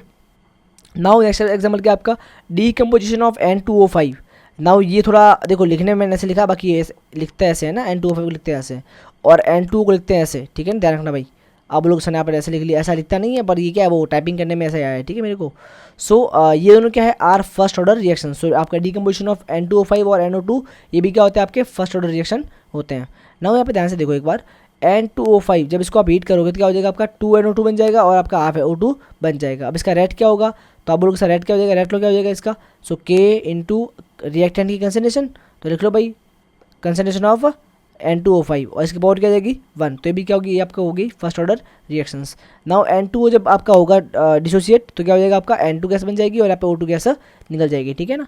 और यहाँ पे भी रेड क्या हो जाएगा आपका N2O की पावर 1, समझ गए बात को। तो ये दोनों क्या आपकी फर्स्ट ऑर्डर रिएक्शन है और ये क्या आपका डिकम्पोजिशन ऑफ N2O5। जैसे यहाँ पे पूछ लिया कि भाई आपका जो नेचुरल और आर्टिफिशियल न्यूक्लियर डीके है वो कौन से ऑर्डर रिएक्शन है, फर्स्ट ऑर्डर रिएक्शन है। वैसे आ सकता है कि भाई डिकम्पोजिशन ऑफ N2O5 और N2O ये कौन से ऑर्डर रिएक्शन, तो कौन सी आपके फर्स्ट ऑर्डर रिएक्शन है, ठीक है। नाउ हम बात करेंगे, देखो यहाँ पे बहुत सारे PYQ आ रखे हैं ना, इंटीग्रेटेड रेट इक्वेशन के PYQ के क्या आ रखे, ठीक है ना। देख लो भाई PYQ की भरमार 14 PYQ आ रखे हैं यहाँ पे, देख लो भाई फिर, है ना। अब देखो सबसे पहले ये वाला बताओ, 40 वाला बताओ मेरे को। एक्सप्रेशन के बराबर 2.303T, ठीक है, और क्या आप क्या log R0 divide by R is integrated rate equation of order of reaction. ये नहीं पूछ रहा है कि ये इक्वेशन जो है वो कौन से ऑर्डर रिएक्शन की इंटीग्रेटेड रेट इक्वेशन है। तो अपन ने सेकंड की तो पढ़ी नहीं है, थर्ड की पढ़ी नहीं है, जीरो की पढ़ी है और फर्स्ट की पढ़ी है। अब देखो मान लो आपको कुछ खास भी याद नहीं है लेकिन आपको लॉग तो पता ना लॉग। अब आपने कभी लॉग को जीरो में देखा है, नहीं, लॉग वाला कभी जीरो के अंदर नहीं आता, लॉग वाला में से क्या होता है फर्स्ट ऑर्डर के अंदर ही आता है। तो ध्यान रखना जहाँ पे लॉग आ गया वहाँ पे कौन सा हो जाएगा आपका फर्स्ट ऑर्डर रिएक्शन आपका हो जाएगा, समझ गए। अब देखो ऊपर से क्वेश्चन देखो एक बार पढ़ते आओ, मैं सॉल्यूशन कराऊंगा नहीं का, आपको अपने आप करना है, ठीक है ना। देख लो अब क्या, what is the half life period, what is half life period of reactions. तो क्या होता है, लिख लिया डेफिनेशन ऊपर है, ठीक है ना, कि भाई क्या होता है half life, the time in which the concentration of reactant become half of initial concentration, that is called as half life period of reaction. Simple. Now justify from the rate equation for first order reaction that the half life period for such reaction is independent of initial concentration of reactant. यानी simple ये पूछ रहा है कि आपको यहाँ पे लिखना है ये वाला फॉर्मूला, कौन सा फॉर्मूला सर, ये वाला। ये बोल रहा है कि अब आप क्या बोलोगे, आप बोलोगे सर टी एफ क्या होता है आपका 0.693 डिवाइड बाई के। तो यहाँ पे आप बोल दोगे सर देखो यहाँ पे कहीं इस फॉर्मूले के अंदर कहीं पे आपका जो R0 है वो आ ही नहीं रहा है, ठीक है ना। तो अगर यहाँ पे इस फॉर्मूले के अंदर R0 नहीं, इसका मतलब क्या है, for the first order reaction half life is independent of initial concentration of concentration of reactant, समझ गए बात को। तो यहाँ से ये क्वेश्चन पूछ लिया इसने, ठीक है, तो ये आपको पता होना चाहिए, समझ गए। इसका आंसर आप कर सकते हो आराम से। Now what is half life of reaction, बता दिया भाई, सेम क्वेश्चन यहाँ पे रिपीट हो रहा है, ठीक है ना। देखो 14 के अंदर पूछा और 20 और 13 3 साल पूछा ये सेम क्वेश्चन, ठीक है। Derive formula for finding out half life from first order rate reaction. अब इसने क्या बोला है, फर्स्ट ऑर्डर जो रिएक्शन है उसके लिए आप हाफ लाइफ निकालो। कैसे निकालेंगे, सिंपल सा यार, बता दिया आपको फॉर्मूला, बस यही आपको करना है। इसके लिए क्या करना है आपको, ये वाला करना है, ठीक है ना। इसका आंसर हो जाएगा ये वाला, ये क्या देखो है ना half life for first order reaction. तो इसने बोला डेराइव करो, यानी यहाँ से लेके आपको यहाँ तक पूरा डेराइव करना है फॉर्मूले को, ठीक है ना। ये फॉर्मूला कैसे आया। देन नेक्स्ट बात करेंगे हम लोग, half life period for first order reaction is 10 second, then calculate the rate constant for the reactions. अब देखो सिंपल सी बात है यार, half life period for first order reaction क्या है 10 सेकेंड है। अब एक बात बताओ मेरे को, सिंपल सी बात बताओ कि अपन ने अभी निकाला था ना हाफ लाइफ, अब बताओ फर्स्ट ऑर्डर के लिए आपका टी एफ क्या होता है, सॉरी थोड़ा सा इसको पतला करना पड़ेगा ना, यस, टी एफ क्या होता है आपका फर्स्ट, ये आपका होता है 0.693 डिवाइड बाय के, ये होता है आपका। अब इसने क्या बोला है, half life period for first order reaction 10 second है, यानी आपको टाइम दे दिया कितना 10 सेकंड। आपको बताना है के बताना है, सिंपल सा है ना, के को ले जाओ यहाँ पे, तो क्या आ जाएगा आपका यहाँ पे 0.693 डिवाइड बाई क्या आ जाएगा आपका 10, तो ये क्या हो जाएगा आपका 0.0693 आ जाएगा इसका आंसर, के की वैल्यू आ जाएगी, ठीक है, सिंपल। ऐसे ही आप सब क्वेश्चन यहाँ पे आराम से कर सकते हो। नाउ देखो आगे, calculate the half life of the first order reaction was rate constant is this. अब यहाँ पे सिंपल सी बात है, आपको पता फॉर्मूला क्या होता है sir, T half is equal to क्या होता है आपका सर, ये होता है मेरा 0.693 डिवाइड बाय के। अब यहाँ पे आपको के की वैल्यू दे दी है तो कुछ नहीं, इस वैल्यू को यहाँ पे पुट कर दो और इसको डिवाइड करके यहाँ पे आपका टी एफ वैल्यू आ जाएगा। सिंपल क्वेश्चन, हलवा क्वेश्चन दे रखा है यार आप, है ना। फॉर रिएक्शन 2N2O5 से क्या बन रहा है 2N2O4, देखो ये कुछ इस तरह से है ना, ध्यान रखना भाई, ये क्या आपका 2N2O5, इससे क्या बन रहा है आपका 2NO2N2O4 और यहाँ पे क्या बन जाएगा यहाँ पे O2 बन जाएगा, ठीक है ना। तो इसने क्या बोला है, अब देखो ये वाला पता है कौन सा एग्जाम्पल है आपका, ये आपका डीकम्पोजिशन ऑफ N2O5, देखा ना आपने फर्स्ट रिएक्शन के अंदर, ये वाला देखो, ये एग्जाम के अंदर पूछा हुआ क्वेश्चन है ना, समझ गए। तो यहाँ पे क्या हो जाएगा, इसने क्या बोला था हाफ लाइफ इज, इसकी हाफ लाइफ ये है, डिटरमाइंड रेट कांस्टेंट, कर लेंगे आराम से इसको, सेम देखो ये दोनों सेम ही है, ठीक है। Show that first order reactions time required for completion of 99% is the 10 time of the half life. अब ये आपको थोड़ा देखना पड़ेगा, ये थोड़ा सा अलग क्वेश्चन है, इसको बाद में देखेंगे, ठीक है ना। इसका लॉन्ग थोड़ा करना पड़ेगा answer. Now first order reaction take 40 minutes for 20% decomposition, calculate half life, ठीक है। तो ये भी आपको इस तरह, ये दोनों सेम सेम क्वेश्चन है, ठीक है। अब यहाँ पे देख लो, इस तरह से देखो, ये आप सारे क्वेश्चन को पढ़ लेना कि क्वेश्चन क्या क्या है, ठीक है ना। अब फटाफट इस वीडियो को पॉज करो और इस क्वेश्चन को पढ़ लो कि क्वेश्चन क्या क्या पूछा हुआ है, ठीक है ना। पॉज कर लिया, देख लिया सारे क्वेश्चन, फटाफट इनको लिख भी लो एक बार, ठीक है, कि भाई क्वेश्चन क्या क्या है आपके, ठीक है ना। ये लो जूम भी कर लिया आपके लिए, ठीक है। ये आगे आपके ये वाले देखो, ठीक है भाई, कर लिए रिकॉर्ड। और अब आपके आगे ये 9 से लेके यहाँ पर, ठीक है, हो गया भाई। चलो अब आपका आता है नेक्स्ट टॉपिक, वो आपका है temperature dependence of rate of reactions. अब देख लो, ये इंटीग्रेटेड रेट इक्वेशन से कितने सारे क्वेश्चन आ रखे हैं ना, तो बहुत इंपॉर्टेंट है, हर साल क्वेश्चन इससे आता है, ध्यान रखना भाई, ठीक है। चलो अब आपका आता है temperature dependence of rate of reaction. इसका मतलब क्या होता है सर, सिंपल देखो, अगर आपका टेम्परेचर बढ़ेगा तो रेट ऑफ रिएक्शन क्या होगी, बढ़ेगी। अभी आप पता है एक फैक्ट है यहाँ पे कि for a chemical reaction with rise in temperature by 10 degree Celsius the rate of reaction is nearly doubled. यानी अगर आप किसी भी रिएक्शन की जो टेम्परेचर है वो 10 डिग्री बढ़ा दोगे तो उसकी रेट क्या हो जाएगी, डबल हो जाएगी, ठीक है ना। ना जैसे कि एग्जांपल के लिए time taken for decomposition of N2O5। अब यहाँ पे N2O5 का अपना एग्जांपल लिया है। N2O5 कौन सा है यहाँ पे भाई, N2O5 ये वाला, ये ठीक है ना, N2 और O5 ये वाला है, ठीक है ना। सो यहाँ पे N2O5 का डिकम्पोजिशन कर रहे हैं अपन, तो इसने क्या बोला है, time taken for decomposition of N2O5 to its half of initial life. यानी इसको हाफ, जैसे मान लो आपके पास में एक गिलास भर के N2O5 है, तो इसको हाफ करना है आपको, तो इसको हाफ करने में टाइम कितना लग रहा है वो ये बता रहा है, ठीक है ना। तो अगर आप इसको 0 डिग्री सेल्सियस पे रखोगे डिकम्पोजिशन के लिए तो ये 10 दिन में हाफ होगा, ठीक है। अगर इसी को आप 25 डिग्री सेल्सियस रूम टेम्परेचर पे रखोगे आप, ठीक है, डिकम्पोजिशन के लिए, तो ये 5 घंटे के अंदर आधा हो जाएगा, ठीक है। जैसे मान लो पूरा गिलास भरा हुआ तो वो आधा गिलास हो जाएगा उसका, ठीक है ना। लेकिन आप टेम्परेचर रखते हो 50 डिग्री सेल्सियस, तो ये 12 मिनट के अंदर ही गिलास जो है वो पूरा भरा हुआ आधा हो जाएगा, समझ रहे हो। तो डिफरेंस समझ रहे हो कि एक जो गिलास है, समझ के, एक गिलास जो भरा हुआ है, अब मान लो उस गिलास को आपने रखा है 0 डिग्री सेल्सियस के अंदर भर के, तो वो 10 दिन के अंदर आधा होगा। एक गिलास को अपने रखा है भर के 25 डिग्री सेल्सियस, यानी अपने रूम के जो तापमान है, नॉर्मल तापमान, उस पर रख दिया आपने, ठीक है। तो वहाँ पे क्या होगा, आपका 5 घंटे के अंदर उस वो गिलास है वो आधा हो जाएगा, ठीक है ना। लेकिन आपने मान लो रख दिया 50 डिग्री सेल्सियस पे, यानी गर्मियों की, जैसलमेर की जो गर्मी होती है ना, गर्मियों के अंदर सबसे मैक्सिमम होती है 50 डिग्री सेल्सियस, ठीक है ना। तो उस टाइम आप रख दो एकदम उसको पूरा ग्लास भर के, तो वो सिर्फ 12 मिनट के अंदर आधा हो जाएगा, समझ गए ना। तो इसका मतलब होता है ना, वो बात करेंगे एक्टिवेशन एनर्जी। सो एक्टिवेशन एनर्जी का मतलब क्या होता है, सिंपल सी बात। सो ये क्या होता है, minimum quantity of energy required for conversion of reactant into product और to produce a stable intermediate. देखो सिंपल सी बात क्या है, किसी भी रिएक्टेंट को प्रोडक्ट में बनाने के लिए उसकी एनर्जी को बढ़ाना पड़ता है, मतलब उसको एनर्जी देनी पड़ती है। तो जो मिनिमम अमाउंट ऑफ एनर्जी जो एक रिएक्टेंट को प्रोडक्ट में कन्वर्ट करती है उसे हम क्या बोलते हैं, एक्टिवेशन एनर्जी। यानी क्या करता है, ये एक्टिव करता है, रिएक्टेंट को एक्टिव करेगा, जिससे क्या होगा, रिएक्टेंट जो है वो आपका जो प्रोडक्ट है उसके अंदर कन्वर्ट हो जाएगा, समझ गए। इसको हम बोलते हैं एक्टिवेशन एनर्जी। नाउ अगर आपके देखो, अगर मान लो किसी भी रिएक्शन की एक्टिवेशन एनर्जी ज़्यादा है, इसका मतलब उसकी रेट क्या हो जाएगी, कम। भाई मान लो एक रिएक्टेंट है, वो क्या अगर आसानी से रिएक्शन कर लेगा तो क्या होगी, इसकी रिएक्शन रेट फास्ट होगी। जैसे मान लो भाई कोई रिएक्शन जो है रिएक्टेंट आसानी से रिएक्शन कर रहा है, इसका मतलब क्या, उसको एनर्जी कम देनी पड़ेगी। इसका मतलब जो भी रिएक्टेंट आसानी से रिएक्शन करेगा तो उसकी रिएक्शन रेट क्या होगी, फास्ट होगी। और ये क्या होगा, इसको एक्टिवेशन एनर्जी कम देनी पड़ेगी आपको, ठीक है। लेकिन मान लो एक रिएक्टेंट ऐसा है जिसको आप बहुत ज़्यादा एक्टिवेशन एनर्जी दे रहे हो, तब जाके थोड़ी बहुत रिएक्शन कर रहा है, तो अब यहाँ पे क्या हो जाएगा, अगर इसकी एक्टिवेशन एनर्जी ज़्यादा होगी, यानी इसको एक्टिवेट करने के लिए एनर्जी ज़्यादा देनी पड़ेगी अपने को, तो इसकी रेट क्या होगी, और ऑटोमेटिकली कम होगी, स्लो होगी, ठीक है। लेकिन अगर आपका एक्टिवेशन एनर्जी कम है तो आपका रेट ऑफ रिएक्शन ज़्यादा होगा। तो हम क्या बोलेंगे, रेट ऑफ रिएक्शन क्या है, इन्वर्सली प्रोपोर्शनल किसके, आपके एक्टिवेशन एनर्जी के।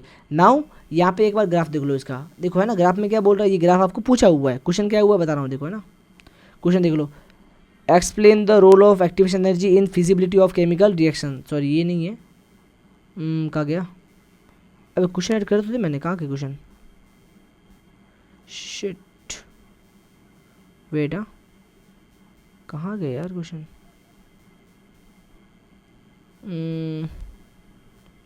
चलो कोई ना, देख लेंगे, ठीक है। सो यहाँ पे देखो है ना, यहाँ पे आपका ग्राफ है आपका, ठीक है। देखो ये क्या आपका पोटेंशियल एनर्जी है और ये आपका है रिएक्शन कोऑर्डिनेट। अबे ये कोऑर्डिनेट का घुस गए रे,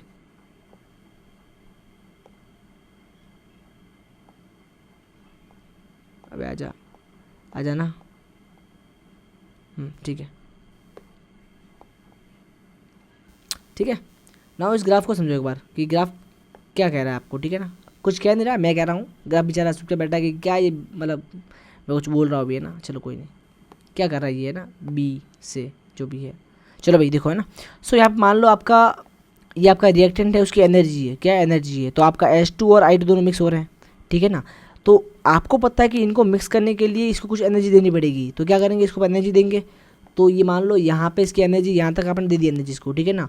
तो यहाँ पे जैसे आपने एनर्जी इसको दी, तो यहाँ पे क्या होंगे, ये लोग मिलना स्टार्ट करेंगे, और इसके बाद क्या होगा, इसका ये 2HI प्रोडक्ट इसका बन जाएगा। और क्या होगा, यहाँ पे एनर्जी रिलीज होगी, क्या होगी, एनर्जी रिलीज होगी। यानी आपने रिएक्शन के लिए एनर्जी थोड़ी बहुत दी, लेकिन जब ये इसकी रिएक्शन होगी तो यहाँ पे एनर्जी बाहर निकली है, ठीक है ना, समझ गए। सो यहाँ पे देखो, जो आपने एनर्जी यहाँ पे दी है ना इसको रिएक्शन करवाने के लिए, यानी यहाँ से इसको यहाँ पे आई पे लाया है उठा के। भाई मान लो 2 लोग यहाँ बैठे हैं, इनको लाया आपने पहाड़ पे चढ़ा दिया यहाँ पे ना, तो पहाड़ पे चढ़ने में जो एनर्जी लग रही है उसे क्या बोलेंगे अपन, एक्टिवेशन एनर्जी बोलेंगे, जिसको बोलते हैं अपन ई बोलते हैं, ठीक है ना, समझ गए। और यहाँ पे डेलेज क्या है, चेंज इन एनर्जी, यानी पहले आपकी एनर्जी रिएक्शन की थी और फाइनल प्रोडक्ट की इतनी एनर्जी है, यानी इतना एनर्जी आपका चेंज हुआ है, ठीक है ना। अब देखो ये क्या है, plot of potential energy versus reaction coordinate, तो ये आपको पता होना चाहिए ना। एग्जांपल क्या है, ये जो ग्राफ आपको दे रखा है भाई साहब, ये इसी के हैं, ठीक है ना, फॉर्मेशन ऑफ HI।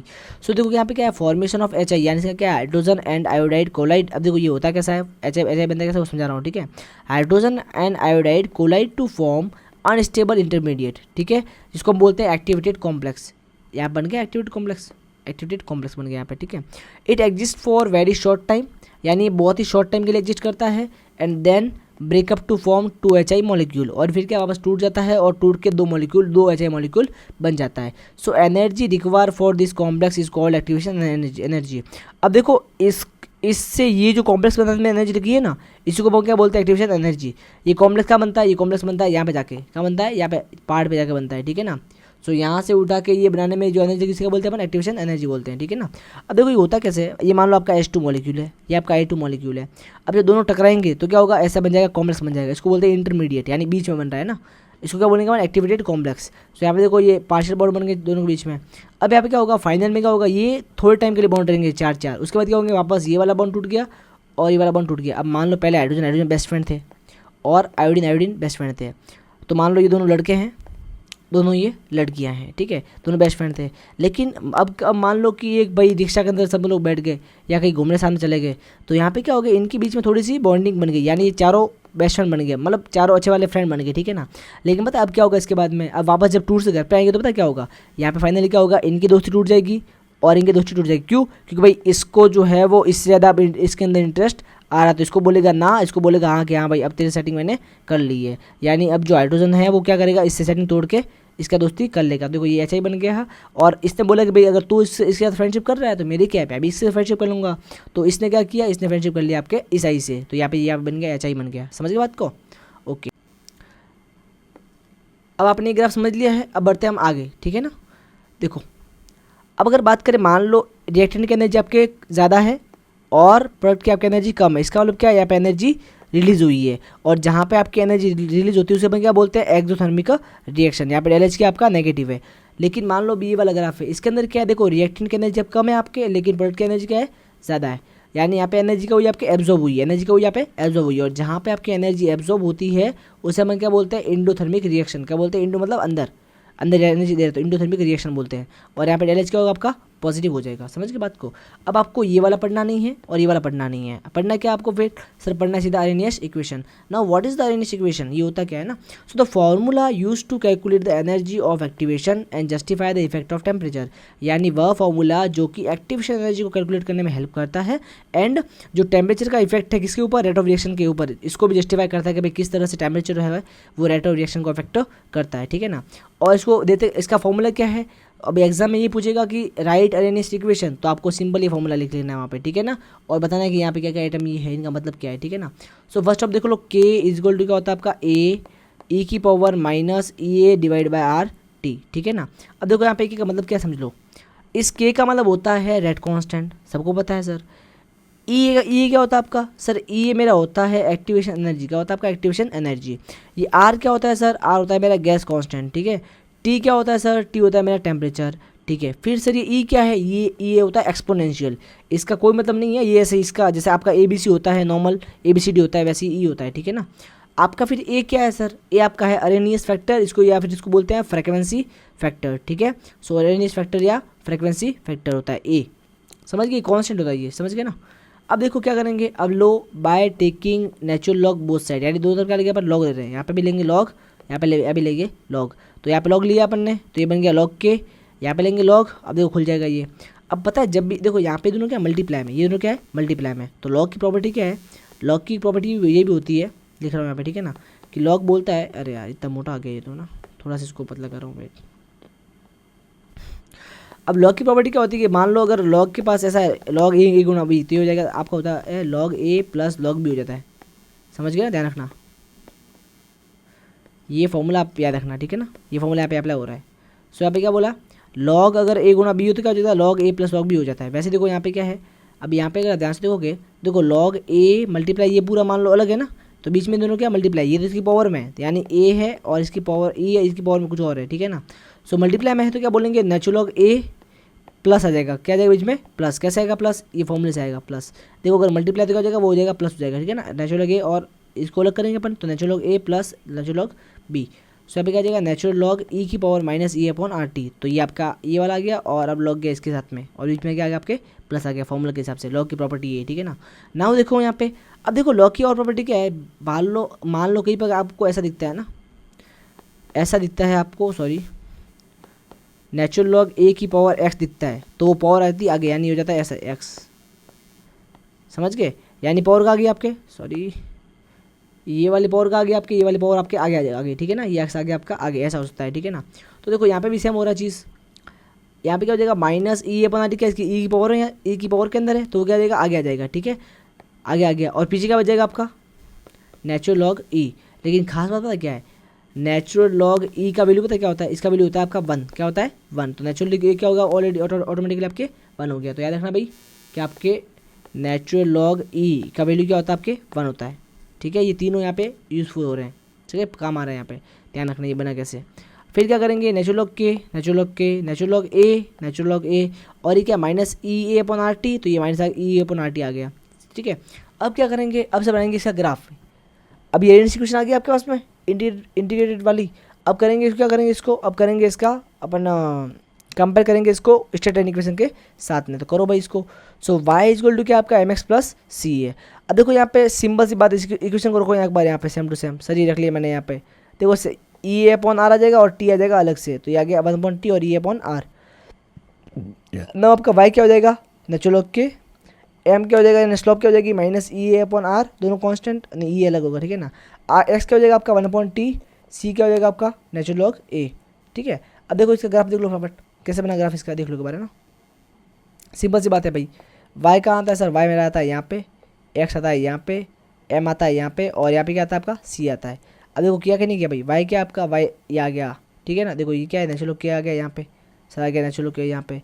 फिर आपका एक्स क्या आपका, एक्स सर 1 अपॉन टी है, तो देखो सर 1 अपॉन टी आ गया यहाँ पे, आया कि नहीं भाई 1 अपॉन टी यहाँ पे, ठीक है। फिर आपका एम क्या minus E upon R T है। अब देखो एम आपका माइनस में, अगर आपका एम यानी स्लोप, एम क्या होता है स्लोप, स्लोप अगर माइनस में है तो ये लाइन क्या आ जाएगी नीचे आ जाएगी ऐसे, समझ गए ना। तो ये क्या हो जाएगा आपका माइनस ई अपॉन आर हो जाएगा, समझ गए एम। और सी क्या है कांस्टेंट है आपका, ये क्या हो जाएगा आपका नेचुरल लॉग ए हो जाएगा, तो ये आपका हो गया नेचुरल लॉग ए, क्या हो गया ये आपका सी कांस्टेंट, समझ गए ना। ये चीज़ क्या पता है, ये आपका है plot between natural log K and 1 upon T. तो ये क्या आपका ग्राफ किसके बीच में, नेचुरल लॉग के और 1 अपॉन टी के बीच में ग्राफ है। तो क्वेश्चन अगर भी आ जाए कि भाई draw the graph between natural log K and 1 upon T, तो आपको सिंपल सा ये ग्राफ ड्रॉ कर लेना है, ठीक है, और बोलना ये अरेनियस इक्वेशन का ग्राफ है, ठीक है ना। अब देखो बात करें यहाँ पे सिंपल चीज़ है, अब यहाँ पे एक इक्वेशन थोड़ा डेरिव कर रहे हैं, पूछता नहीं लेकिन फिर भी लिख रहा हूँ मैं, ठीक है ना। ये आपको नहीं पढ़ोगे तो स्किप मारो इसको, चल जाएगा, ठीक है ना। लेकिन फिर भी एक बार यहाँ से, सॉरी यहाँ से मैं न्यूमेरिकल आते हैं, मैं कैसे बोल रहा हूँ ना, यहाँ से न्यूमेरिकल आया हुआ क्वेश्चन, देखो ये न्यूमेरिकल यहाँ से आया हुआ क्वेश्चन, ठीक है ना। क्वेश्चन यहाँ पे देखो, यहाँ पे क्वेश्चन क्या है, plot a graph between natural log K and 1 upon T on basis of Arrhenius equation, बस यही पूछा आपको। तो आपको कुछ नहीं करना है, यहाँ से लेके ये डेराइव कर दिया, ये लिख लिया, और आपको ये ग्राफ बना के आ जाना है वहाँ पे, ठीक है ना। यानी आपको इसमें इतना आंसर लिख के आ जाना है, समझ गए ना। और इतना आंसर नहीं लिख के आप सिर्फ ये भी करते हो ना, ये भी ये करते हो और ये करते हो, तो भी आपका काम बन जाएगा, समझ गए बात को। तो आपको ग्राफ किससे बनाना है, देखो क्वेश्चन आया हुआ है, ठीक है। तो ऐसी हम बात नहीं कर रहा मैं, और यहाँ से ये न्यूमेरिकल आया हुआ, सिर्फ एक न्यूमेरिकल आया हुआ क्वेश्चन यहाँ पे, आप देख लो, है ना। सो यहाँ पे क्या होगा, एट टेम्परेचर T1 क्या हो जाएगा आपका, के हो जाएगा 1 और टी हो जाएगा 1। एट टेम्परेचर T2 क्या हो जाएगा, सेम फॉर्मूला है, सेम फॉर्मूला है, ठीक है ना। K हो जाएगा 2, तो T क्या हो जाएगा आपका 2। अब क्या करेंगे, इक्वेशन थर्ड और ये फोर्थ है, इसको हम करेंगे सब्सट्रैक्ट, तो अब क्या हो जाएगा आपका, सो नेचुरल K1 सॉरी, अब क्या करेंगे K2 में से क्या होगा K1 माइनस हो जाएगा, तो K2 माइनस K1, तो क्या होगा K2 माइनस K1, ठीक है, सॉरी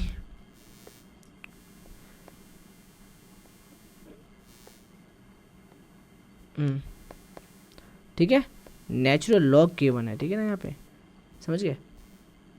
अब यहाँ पे क्या हो जाएगा सर, अब देखो ये वाला आ जाएगा आपका आगे minus E upon RT2 plus n natural log A, ठीक है ना। तो देखो ये सेम टू सेम चीज़ आ गया यहाँ पे आ गई, फिर माइनस का माइनस, भैया माइनस करें दोनों बीच में माइनस, अब क्या आ जाएगा ये वाला आ जाएगा, तो सर ये वाला आ गया मेरा। अब पता है क्या होगा यहाँ पे, देखो सिंपल चीज़ क्या हो जाएगी, देखो ये प्लस का नेचुरल लॉग ए और ये माइनस जाएगा जब अंदर, तो क्या हो जाएगा माइनस का हो जाएगा, तो ये प्लस का और माइनस का ये क्या हो जाएगा, ये हो जाएगा आपका जीरो, दोनों में क्या हो जाएंगे आपके जीरो। भाई नेचुरल लॉग ए माइनस नेचुरल लॉग ए, तो ये क्या हो जाएगा जीरो हो जाएगा भाई, दोनों कट गए, ठीक है, दोनों तो ये गए काम से। बचा क्या, minus E upon RT sorry minus E upon RT2, तो ये आ गया माइनस ई अपॉन RT2, और देखो माइनस गुना माइनस क्या हो जाएगा यहाँ पे प्लस, तो ये हो गया प्लस का ई अपॉन R1, तो ये आ गया प्लस का ई अपॉन RT1, ठीक है ना। तो ये आपका बच जाएगा यहाँ पे।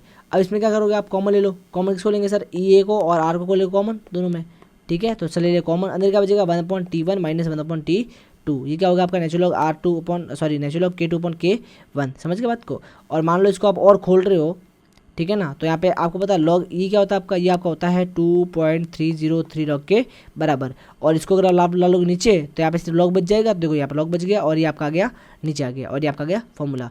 अब देखो क्वेश्चन क्या पूछा आपसे, the rate constant for first order reaction at 500 kelvin and 600 kelvin, यानी आपको टेम्परेचर दिए, टेम्परेचर क्या है T1 एंड T2, तो यहाँ पे क्या है T1 और ये T2 आपको दे दिए, ठीक है, R 0.003 एंड 0.06, ठीक है, यानी इसने क्या बोला है रेट कांस्टेंट, ये रेट कांस्टेंट की वैल्यू है, यानी ये 0.03 क्या है 0.03 और 0.06, ये क्या आपका K1 और K2 की वैल्यूज़ है, ठीक है।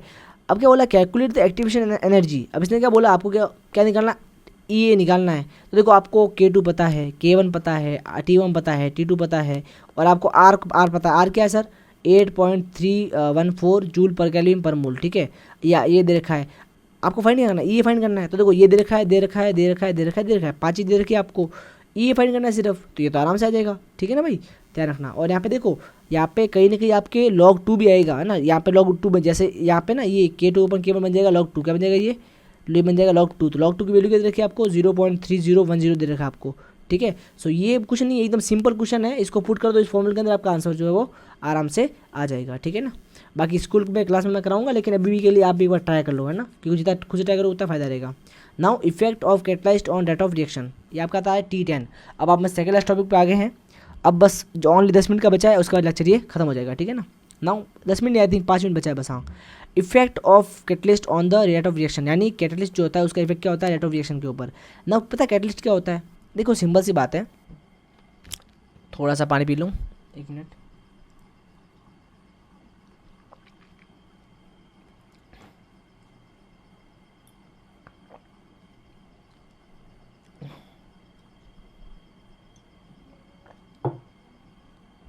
हाँ जान में जाने अभी मेरी, है ना।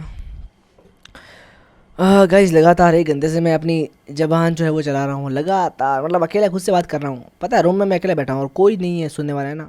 बस आप अभी यूट्यूब पे सुन रहे हो, बाकी मैं अकेला बैठा हूँ आराम से और बस पढ़ा रहा हूँ भाई। तो ये पता है आपको, पता है क्लास के अंदर पढ़ाना बहुत इजी होता है, क्लास के अंदर आप सबके चेहरे दिखते हैं, हंसी मजाक करते हैं, थोड़ी फन वन करते हैं, बहुत मज़ा आता है क्लास में पढ़ाने में। लेकिन यहाँ पे अकेले रूम में बैठ के खुद को ही पढ़ाना, अब बताओ मैं किसको किसको पढ़ा रहा हूँ यहाँ पे, खुद को तो पढ़ा रहा हूँ ना, आईपैड खोल के यहाँ पे बस पेंसिल से लिख रहे हैं, पढ़ा रहे हैं, मतलब खुद के साथ ही बातें कर रहा हूँ, देखो है ना, ये पागलपन ही होता है एक तरह से, समझ गए। सो ये बहुत हैवी होता है मेरे लिए, और वो भी 1-1, 2-2 घंटे का वीडियो रिकॉर्ड करना, ये बहुत ही ज़्यादा हैवी टास्क है ना। मतलब समझ लो कि आप 8 घंटे की क्लास ले रहे हो और ये 2 घंटे का रिकॉर्ड कर रहे हो, दोनों बराबर ही होते हैं, ठीक है ना भाई। चलो बैक टू टॉपिक। हाँ जी, चलो भाई। सो यहाँ पे क्या है, effect of catalyst on rate of reactions. तो यहाँ पे क्या हो जाएगा, the catalyst increase the rate of reaction by giving alternative path with lower activation energy for a reaction to give a product. देखो सिंपल सी बात है, कैटलिस्ट पता क्या होता है, सिंपल सी बात है, मान लो 2 बंदे बैठे हैं यहाँ पे, आपका एक आपका बैठा है, जैसे मान लो मेरी क्लास है ना, मेरी क्लास के बच्चे मेरे हैं, तो एग्जाम्पल ले रहा हूँ मैं, किसका लूँ भाई, चलो भाई यहाँ पे है अक्षा और यहाँ पे है भवानी, ठीक है। अब मान लो अक्षा भवानी दोनों बैठे हैं पास पास में, ठीक है, दोनों की क्लास में पास में ही है भाई, ठीक है ना। तो आगे अक्षा, ये आगे आपका भवानी, क्योंकि ए बी इसलिए मैंने ए भी लिया है, ठीक है ना। बाकी लोग नाम पता कि हमारा नाम लिया नहीं भाई, ये ए पे अक्षा है और बी पे भवानी, इसलिए मैंने ए भी लिया है, ठीक है ना। अब मान लो दोनों पास में बैठे हैं, अब दोनों के बीच में झगड़ा लगाना है, लेकिन क्या है दोनों ऐसे ज़्यादा बात कुछ खास कर नहीं रहे, तो यह क्या होगा यार, मान लो कोई तीसरा बीच में आ गया ना। अब मान लो यहाँ पे तीसरा किसको लगा बीच में, सी से कौन है, सी से आपका आ गया चिराग, क्या आ गया भाई चिराग। अब सी चिराग क्या आ गया, चिराग जो आया उसने क्या किया, इन दोनों का झगड़ा थोड़ा स्ट्रॉन्ग कर लिया। कैसे किया भाई स्ट्रॉन्ग, इसको बोला कि तो एक काम कर, ये अक्षा तेरे बारे में ऐसे बोल रही थी, ठीक है भाई, अक्षा को बोला कि भवानी तेरे बारे में ऐसा बोल रहा था, और भवानी को जाकर बोला कि भाई अक्षा तेरे बारे में ऐसे बोल रही थी। तो पता है यहाँ पे क्या होगा, अब इन दोनों का झगड़ा जो है बढ़ जाएगा, यानी पहले झगड़ा नहीं हो रहा था, मतलब कुछ खास झगड़ा नहीं हो रहा था, लेकिन अब क्या होगा, झगड़ा इनका बढ़ जाएगा। तो कैसे बढ़ा, वो बड़ा कैटलिस्ट की वजह से, उसको बोलते हैं दलाल, समझ गए ना। तो वैसे ही क्या होगा, catalyst increase the rate of reaction, तो कैटलिस्ट क्या करता है, increase the rate of reaction. अब कैसे करता है ये, by giving alternative path with lower activation energy for the reaction to give a product, यानी क्या है, एक लोअर एक्टिवेशन एनर्जी प्रदान करता है। कैसे, अल्टरनेटिव पाथ से। अल्टरनेटिव मतलब क्या होता है भाई, मान लो कि आपका, जैसे मान लो ये मान लो आपकी घर है और ये क्या आपका स्कूल है। अब मान लो एक रास्ता स्कूल जाने का ये है आपका, ठीक है ना, लेकिन मान लो अब आपने एक नया रास्ता बना लिया ये वाला, तो ये क्या हो गया आपका अल्टरनेटिव रास्ता, ये क्या आपका हो गया अल्टरनेटिव वे। तो इसको बोलते हैं अल्टरनेटिव, यानी कि एक की जगह दूसरे को ढूंढना, तो इसको बोलते हैं अपन अल्टरनेटिव, ठीक है ना, यानी इसकी जगह पे ये वाला, तो इसके बोलते हैं alternative path with lower activation energy for reaction to give a product. तो यहाँ पे क्या है, लोअर एक्टिवेशन एनर्जी का ये पाथ प्रोवाइड करता है, कौन करता है आपको, कैटलिस्ट करता है, ठीक है ना। अब देखो एग्जाम्पल के लिए आपको ये ग्राफ आपको पूछा हुआ है एग्जाम के अंदर, तो आपको आना चाहिए, ठीक है ना। यहाँ पे क्या है पोटेंशियल एनर्जी, यहाँ पे क्या है रिएक्शन कोऑर्डिनेट, सेम वो वाला ग्राफ पहले वाला, ठीक है ना।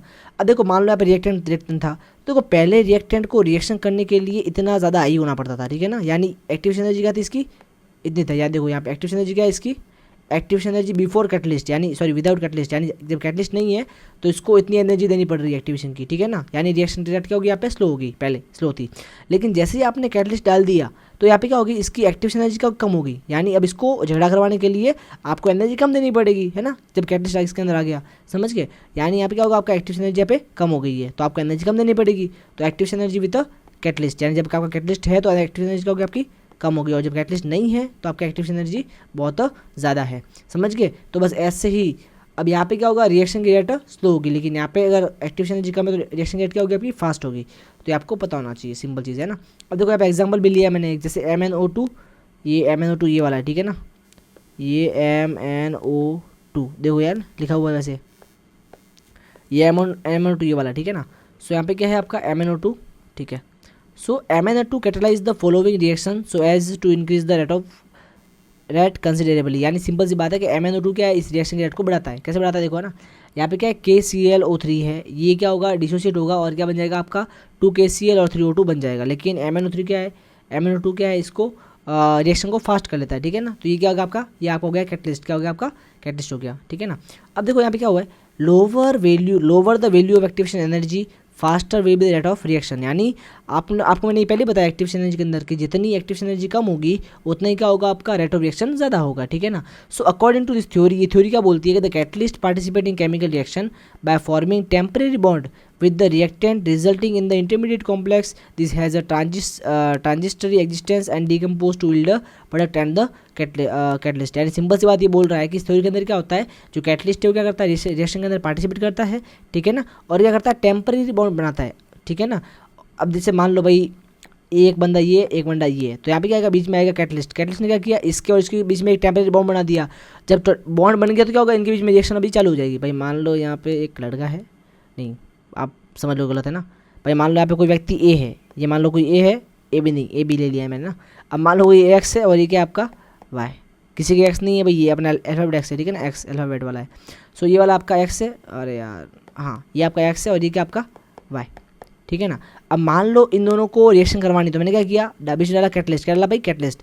अब इसने क्या किया, इसका हाथ पकड़ लिया और इसका हाथ भी पकड़ लिया, तो थोड़ी देर के लिए 1 घंटे के लिए इनको पास में पकड़ के बैठा है। अब पता क्या होगा, 1 घंटे के बाद जब चला जाएगा ना अपने आप, तो अपने आप इनके बीच में रिएक्शन हो जाए। क्यों भाई मान लो लड़का लड़की है, ठीक है, तो पहले बेचारे तो जैसे मान लो मैं हूँ, ठीक है, तो लड़का लड़की जानते नहीं दूसरे को, ठीक है, लेकिन मैंने क्या किया, इनको पास में दोनों को बिठाया और एक क्वेश्चन समझाया साथ में बैठ के, ठीक है ना। तो पता क्या होगा, इन दोनों के बीच जान पहचान बढ़ गई कि हाँ भाई सर के पास पढ़ते हैं हम लोग, तो जान पहचान बढ़ गई। अब क्या होगा, जब मैं बाहर निकल जाऊँगा तो क्या होगा, इनके बीच में रिएक्शन जो हो जाएगी, ठीक है ना, समझ रहे हो आप बात को, बस वही। सो गलत नहीं समझना है, सही समझना है, ठीक है भाई। हाँ सो यहाँ पे catalyst participate in chemical reaction by forming temporary bond with reactant resulting in the intermediate complex. So यहाँ पे क्या होगा, इंटरमीडिएट कॉम्प्लेक्स आपका बन जाएगा। And this has transitory it has a transitory existence and decompose to yield product. और ये क्या होगा, वापस डीकम्पोज होगा और क्या बन जाएगा, आपका प्रोडक्ट बन जाएगा। ये कुछ इस तरह से ही है, वो वाला पढ़ा ना अपने पहले वाला, कहा गया बस ये वाला कि भाई पहले ये थे, बीच में कैटलिस्ट आया, उसने क्या किया, बॉन्ड बीच में बनाया और फिर ये यहाँ से कैटलिस्ट भाग गया और ये वापस टूट के ये वाला प्रोडक्ट आपका बन गया। ये होता है, समझ गए बात को। चलो भाई, हाँ नेक्स्ट अब क्या है, catalyst provide an alternative pathway और reaction mechanism by reducing the activation energy. भाई पढ़ लिया, वही पढ़ रहे अपन, ठीक है। इसका मतलब वही होता है सेम सेम कि क्या करता है, कैटलिस्ट क्या करता है, एक्टिवेशन एनर्जी को कम करता है। A catalyst does not alter gives energy, ये ध्यान रखना है भाई, कैटलिस्ट कभी भी गिव्स एनर्जी को अल्टर यानी या चेंज नहीं करता है, ठीक है ना। It catalyse the spontaneous reaction but does not catalyse the non spontaneous reaction. यानी जो कैटलिस्ट होते हैं वो कैटलाइज किसको करते हैं, सिर्फ स्पॉन्टेनियस रिएक्शन को तो करते हैं, लेकिन नॉन स्पॉन्टेनियस को रिएक्शन को कैटलाइज नहीं करते हैं। स्पॉन्टेनियस मतलब क्या होता है, जो रिएक्शन अपने आप होती है उसको कैटलाइज कर लेते हैं, लेकिन जो अपने आप नहीं होती है उसको कैटलाइज ये लोग नहीं करते, कैटलिस्ट नहीं करते, ठीक है ना। ना यहाँ पे क्वेश्चन क्या आया हुआ है, draw diagram showing effect of catalyst on activation energy, ठीक है। सो देखो यहाँ पे ये आपका आ गया डायग्राम इसमें है ना, देखो यहाँ पे है ना भाई, एक्टिवेशन एनर्जी और कैटलिस्ट दोनों है ना, इफेक्ट क्या होता है। तो विदाउट कैटलिस्ट इसका हालत क्या है और कैटलिस्ट के साथ में इसका हालत क्या है। तो ये आपको ग्राफ बनाना किसके अंदर, सिंपल सी बात है, इस वाले क्वेश्चन के अंदर। Explain the effect of pressure of catalyst on rate of reactions, ठीक है। अब यहाँ पे आपको जो एक्सप्लेन की थ्योरी वही आपको बताना है, समझ गए। अच्छा नेक्स्ट अब लास्ट एंड फाइनल टॉपिक आपका है कॉलिजन थ्योरी। 5 मिनट में ये भी हो जाएगा और फिर आपका लेक्चर खत्म, ठीक है। फर्स्ट ऑफ ऑल दी की collision theory was developed by Trautz and William Lewis, ठीक है ना। It is based on kinetic theory of gases, ठीक है। नेक्स्ट क्या है आपका, यानी काइनेटिक थ्योरी ऑफ गैस है उसके ऊपर बेस्ड है, ठीक है ना। अब क्या अकॉर्डिंग टू दिस थ्योरी बोलती क्या, ये बोलती है कि the reactant molecules are assume to be the hard sphere. यानी रिएक्टेंट मॉलिक्यूल क्या होते हैं, या हार्ड स्पेयर होते हैं, क्या होते हैं, हार्ड स्पेयर होते हैं।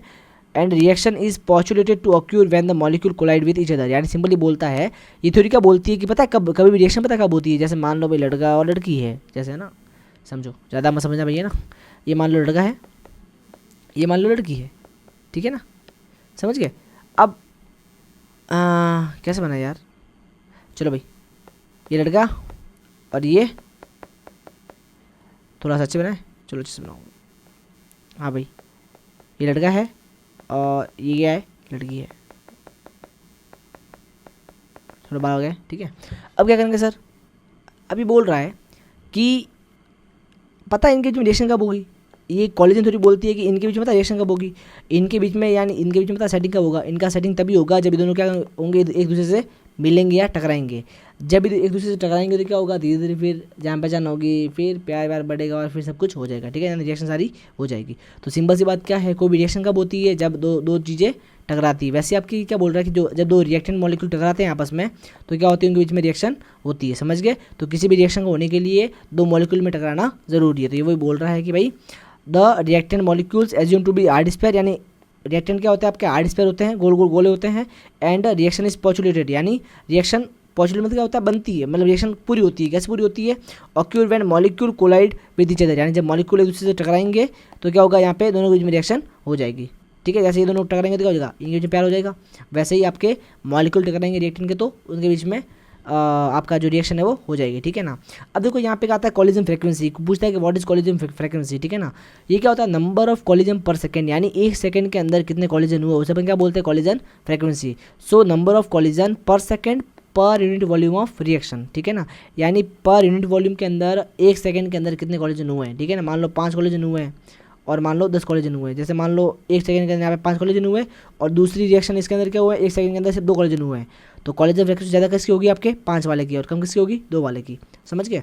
Now rate of reaction can be expressed as, अब देखो ये फॉर्मूला है इसका, कॉलिजन थ्योरी उसका फॉर्मूला क्या है आपका, रेट क्या होता है आपका, ZAB e⁻−E/RT। ये देखो पता है सेम टू सेम किसके जैसा रहता है, अरेनिस क्वेश्चन देखना एक बार, अरेनिस वाली, ये क्या आपका K इजगल टू क्या है A और E की पावर क्या है -E/RT। अब देखो इसको एक बार ऐसे जब कंपेयर करके पढ़ो तो आपको आसान रहेगा, चेंज कुछ नहीं, वहाँ पे K था और यहाँ पे क्या है रेट है, और वहाँ पे क्या था A था और यहाँ पे क्या है ZAB है, ठीक है ना। now देखो यहाँ पे ZAB क्या है, ZAB क्या आपका कॉलिजन फ्रीक्वेंसी, ठीक है ना, कॉलिजन फ्रीक्वेंसी। आपका E क्या है यहाँ पे, E आपका होता है एक्टिवेशन एनर्जी, क्या होता है एक्टिवेशन एनर्जी। आर क्या है आपका, आर आर सर है मेरा गैस कांस्टेंट। टी क्या है सर, टेम्परेचर है, ठीक है। और पी अभी पढ़ना नहीं है, पी बाद में पढ़ेंगे अपन, ठीक है ना। तो ये सारे आपके आ गए, ये रिएक्शन आ गई। तो कोई बोल दे कि right the formula for collision frequency, calculate collision frequency, तो आपका ये आ जाएगा फॉर्मूला, ठीक है ना। अच्छा, ये वाला आपको पढ़ना नहीं है, ये एग्जाम्पल आपको स्किप मानना है, बिकॉज यहाँ से क्वेश्चन नहीं बनता है, ठीक है। इसको पूरा मारो स्किप, ठीक है ना, समझ गए। चलो भाई, चलो भाई, ये इंपॉर्टेंट नहीं, ठीक है ना, छोड़ो। इसी के साथ आपका चैप्टर होता है क्लोज, ठीक है। इसके अंदर आप बस याद रखना भाई कॉलिजन, ये थ्योरी बोलता क्या है और कॉलिजन फ्रीक्वेंसी क्या होता है, इसका फॉर्मूला क्या होता है, बस इतना याद रखो, ठीक है ना। इसी के साथ आपका चैप्टर होता है खत्म। So thank you so much guys, आपने वीडियो को पूरा देखा, मतलब आप सच में बहुत ज़्यादा स्ट्रॉन्ग हो, बिकॉज वीडियो को किसी भी अपने जो होता है ना, अपने जो एजुकेशनल वीडियो या अपने जो होते हैं अपने लेक्चर्स होते हैं, उसको पूरा देखना बहुत मुश्किल काम होता है, बिकॉज आई थिंक 100 में से सिर्फ 5 लोग देख पाते हैं ना, और बाकी 95% क्या होते हैं, कल देखेंगे, आधा आज देख लिया, आधा कल देखेंगे, ऐसा होता है। लेकिन बहुत ही 5% लोग ऐसे होते हैं जो बोलते हैं कि नहीं आज लेक्चर पूरा करके ही मैं सोऊंगा, ठीक है। तो वो डेडिकेशन आप में है तो आप बहुत अच्छा है। सो सबको आपको एग्जाम के लिए ऑल द बेस्ट। और मैं फिर से बोल रहा हूँ, अगर आप इस पीडीएफ को रेफर कर रहे हो, इसकी पीडीएफ आपको मिल जाएगी टेलीग्राम पे ऊपर, ठीक है ना। हमारा टेलीग्राम चैनल है ना, उसके ऊपर आपको इसकी पीडीएफ मिल जाएगी अच्छे से, ठीक है ना, ठीक है, पीडीएफ मिल जाएगी। और इस पीडीएफ के अंदर मैंने बोल दिया आपको पहले से ही, सारे के सारे बेस्ट नोट्स हैं। देखो इससे बेस्ट कंटेंट आपको कहीं मिलेगा नहीं, इतना कंपाइल और इतना एग्जाम ओरिएंटेड कंटेंट आपको कहीं नहीं मिलेगा। प्लस इसके अंदर सारे पीवाईक्यू लिख रखे मैंने, सारे के सारे पीवाईक्यू, देखो गिनाओ एक बार पीवाईक्यू कितने हैं यहाँ पे, चलो गिना लेते हैं आपको, है ना, कि पीवाईक्यू है कितने हैं यहाँ पे। चलो भाई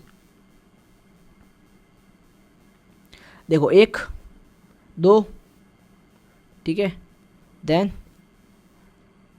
2 और ये 5, कितने हो गए 7, 7 और ये 5, गिनते रहो भाई, 12, 12 और 3 15, 15 एंड कहाँ गए भाई, हाँ 15 और 1 16, ठीक है, 16 एंड उसके बाद 16 के बाद देखो ये कितने हैं 14, 16 एंड 14 कितने हो गए आपके 30 हो गए, 30, 30 के बाद देखो यहाँ पे 31, ठीक है, 32 33, ठीक है, और 34 35, और यहाँ पे आ जाएंगे 30 36 37 है। देखो टोटल 37 पीवाईक्यूज मैंने टॉपिक वाइज आपको ऐड कर दिए हैं।